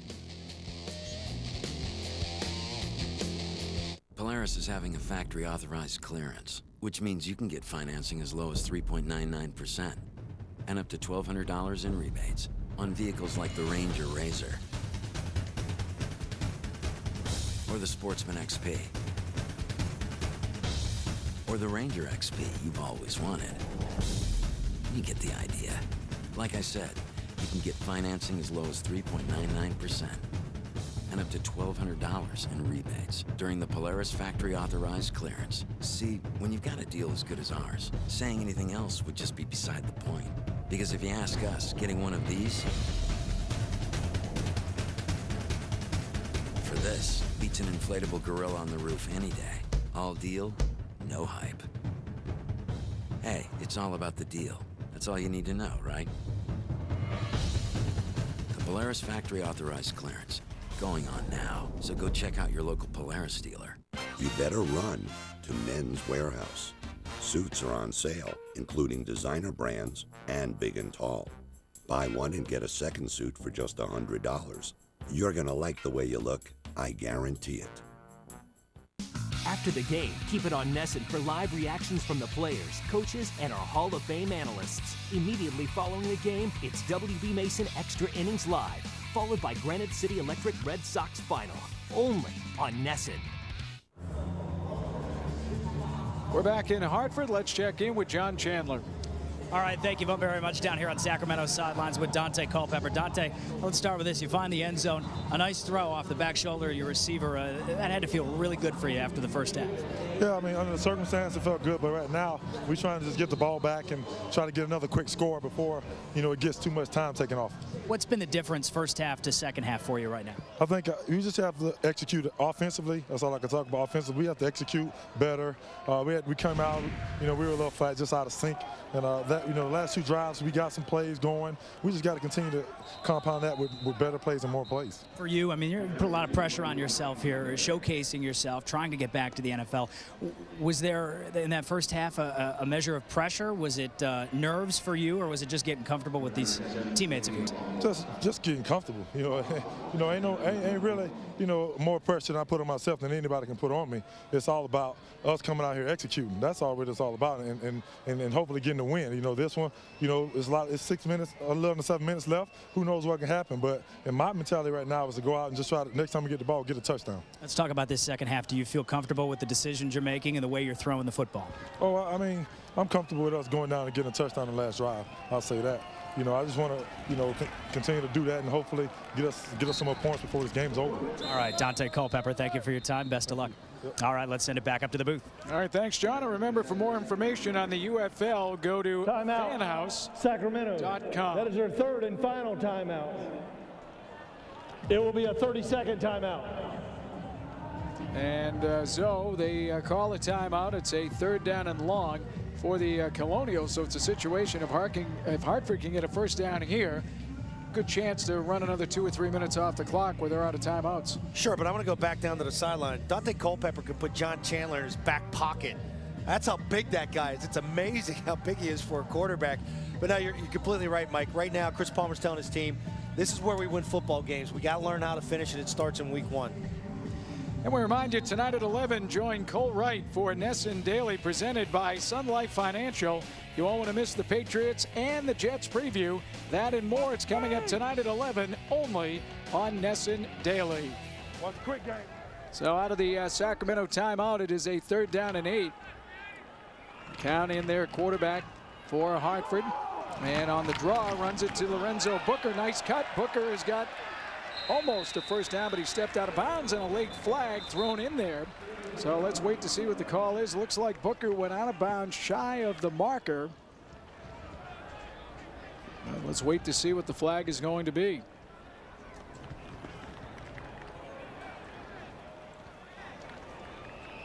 Personal foul, face mask, 57 defense, 15 yards in a run, first down. Penalty there on Zeke Marino. What a great run by Booker here. And you're thinking, as good as this run was, he went out of bounds before he got to the sticks. He's going to kill himself for this one.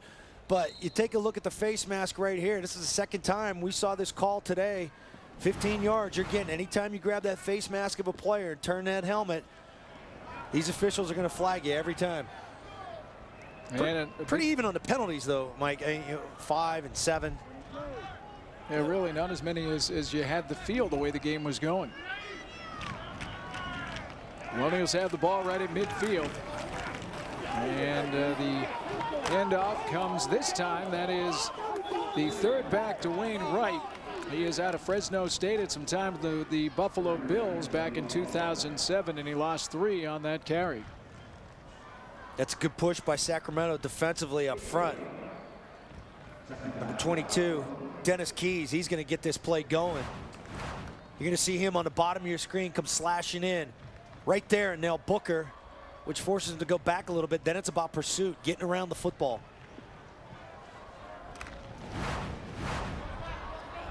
Right now, Hartford with that 17-point lead, content to take as much time between plays. And again, it'll be a running play, and again, it'll come to Wright. You won't get much room there. About 5 white jerseys around after the 2-yard gain. See what happens when you're undisciplined on the offensive side of it. You had to burn some timeouts earlier in the half.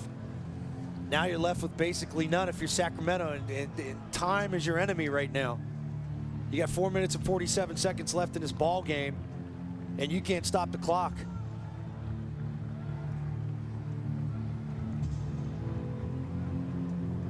But you learn from your mistakes. I mean, this will be good teaching film for Dennis Green and Mike Kruzak and company. You know, they've got to sit down and retool some things offensively. I'm sure they'll get in sync as the season goes on. And McCown will give on the draw with some room. Here's Lorenzo Booker, and he's able to break it free for another Hartford first down. An 11-yard run on 3rd down. That's a backbreaker right there. Not only did you get a face mask for a penalty, a personal foul to help keep a drive alive. Anytime you give up screens and draws in 3rd and long, they are so deflating to defense. If you're Chris Palmer, I mean, I know you like Josh McCown as your quarterback, and you're going to dose people with Paraloo. But Booker at 48 yards. You got Dixon. I mean, you got a pretty good 1-2 punch at running back. And that's got to get you excited after week 1. Oh, absolutely what we're seeing today. Here's right again for a carry. No yards at all there, but at this point you're not worried about the yards, though. You're worried about taking that time off the clock inside 3.5 minutes. No, you're right. And then back to these running backs. Dixon's one of those guys that's going to be kind of your counter runner, and he's going to stay between tackles, and he's going to get the hard yards. Booker's looking for daylight. He's looking to get to the sideline. So it's going to create problems for defensive coordinators as this season goes on. He had the big 80-yard touchdown on the screen pass early in the second half that pushed the Colonials' lead up to 27-0. And now again, it'll be Wright with a seam. Wright gets to the 30. Wright is down inside the 20. It'll be another Hartford first down. Nice little run by the 5'11", 228-pound running back, an 18-yard gain. Take a look at the receiver that's going to be at your near side on the screen. Number 81. Shair getting it done. I mean, you can tell who the well-coached football teams are. Shair McBride blocking downfield. Well-coached football teams, it's not about just running routes. It's about staying on, giving guys a chance, because you didn't know that that play was going to bounce outside to your side. Well, the first down and 10 for the 19. Again, Wright the call. A couple of cute little moves inside to get down to the 16-yard line. As we are at the 2-minute warning, we'll step aside and return to the end of the game in a moment. Know what? Another New England winter is coming. Want to save a lot of money? Then seal out winter with NewPro windows. NewPro is the best rated window for saving on heat and AC. The best! Because NewPro saves heat that's lost through your windows. Competitor? Better than nothing, but nothing like NewPro. NewPro qualifies for the energy tax credit. Some people are saving so much on heating and cooling, they're not paying for NewPro. NewPro is paying them. So, you call us, you choose your windows, we make them in our factory, we install them. First, you notice how warm and quiet your home is.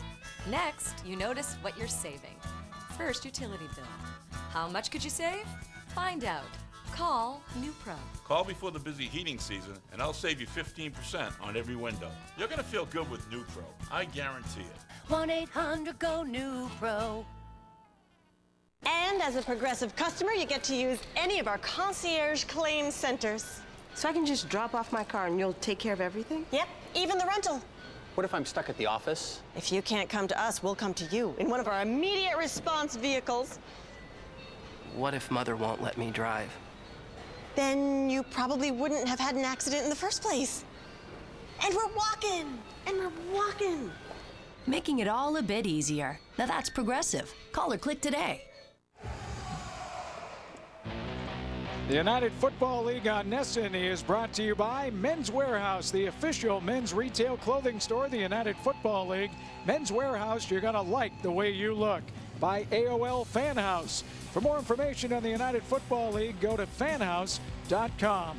And by Progressive Insurance, making it easy to shop for insurance. 56 is eligible. 56. 56.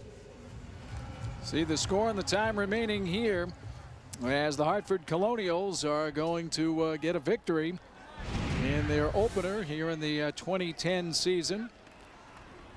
As they go with an eye backfield this time, Wright the carry, and he's corralled by white jerseys. And at this point, just hold on to the football. Lost 4 on that carry. I think it's safe to say that it looks like Sacramento's playing their first game of the season, and it would seem that Hartford's at about week 4, week 5 right now if you're trying to compare the teams and the level of efficiency, which team's ready to play, which team's not. Not to say that Sacramento didn't have a hard camp, and you know, talking to those guys, it seems like they did. You know, they were looking forward to playing today, to getting out and hitting somebody else. Colonials, though, came out, got an early touchdown, and really never looked back. They led 20-0 at halftime. And again, Wright with the carry, and again he is gang tackled for no gain, as we'll run down near a minute remaining in the game. It's obvious that, you know, everybody you're going to talk about with this Hartford team, it's going to fall on the offensive side of the ball. You know, McCown's a name, and you have Dixon and Booker show some flashes. Cherry could get downfield, but as this season goes on, it's this defense that has played well today and really put them in good spots and given them good field position to start this football game. They slowed down the Sacramento offense in the first half. They shut them out in the first half. Allowed their offense to get out and get an early lead as what should be the final play of the game. And now McCown's going to take a timeout. Timeout, Hartford. That'll be a 30-second timeout. Josh McCown over to talk to Chris Palmer. Of course, Chris Palmer with a long and distinguished coaching career, was the head coach at New Haven, along with Boston University in the college ranks. We'll touch on that in a moment. We remind you the Sox take on the Toronto Blue Jays at Fenway Park tonight. Join TC and Peter Gammons for a full game preview from Yawkey Way live at 6 on the Olympia Sports Presents the Boston Globe Red Sox Game Day Live.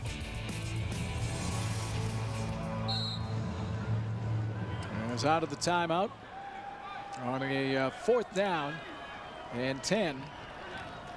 McCown will again give it to Wright, and he'll just pull his way up the middle down around the 15-yard line. The clock will stop here on the change of possession with 19 seconds remaining, and Sacramento's offense will get 1 or 2 more plays to run before the end of this one. And that guy right there had a pretty good afternoon, Josh McCown. That's why you brought him here. Teach this offense how to play football. You get a guy that's done it at the National Football League, and you now understand why they rotate people. Everybody's going to play on this football team. It's about developing players and getting noticed.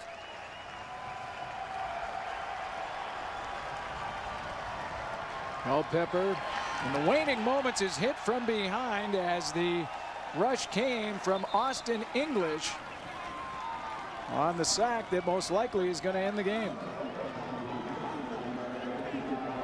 And as Culpepper is late to get up as they give the victory bath to Chris Palmer, and the Hartford Colonials inaugural game goes in the win column as they defeat Sacramento here 27-10.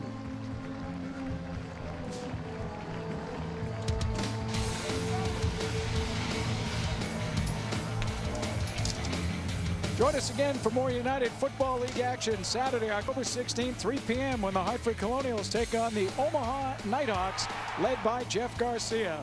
This has been a presentation of Nesson, New England's most watched sports network. Stay tuned after the game, followed by the Red Sox Game Day Live with TC and Peter Gammons. For Scott Zolak and the crew, I'm Mike Logan. Good evening from Rentschler Field.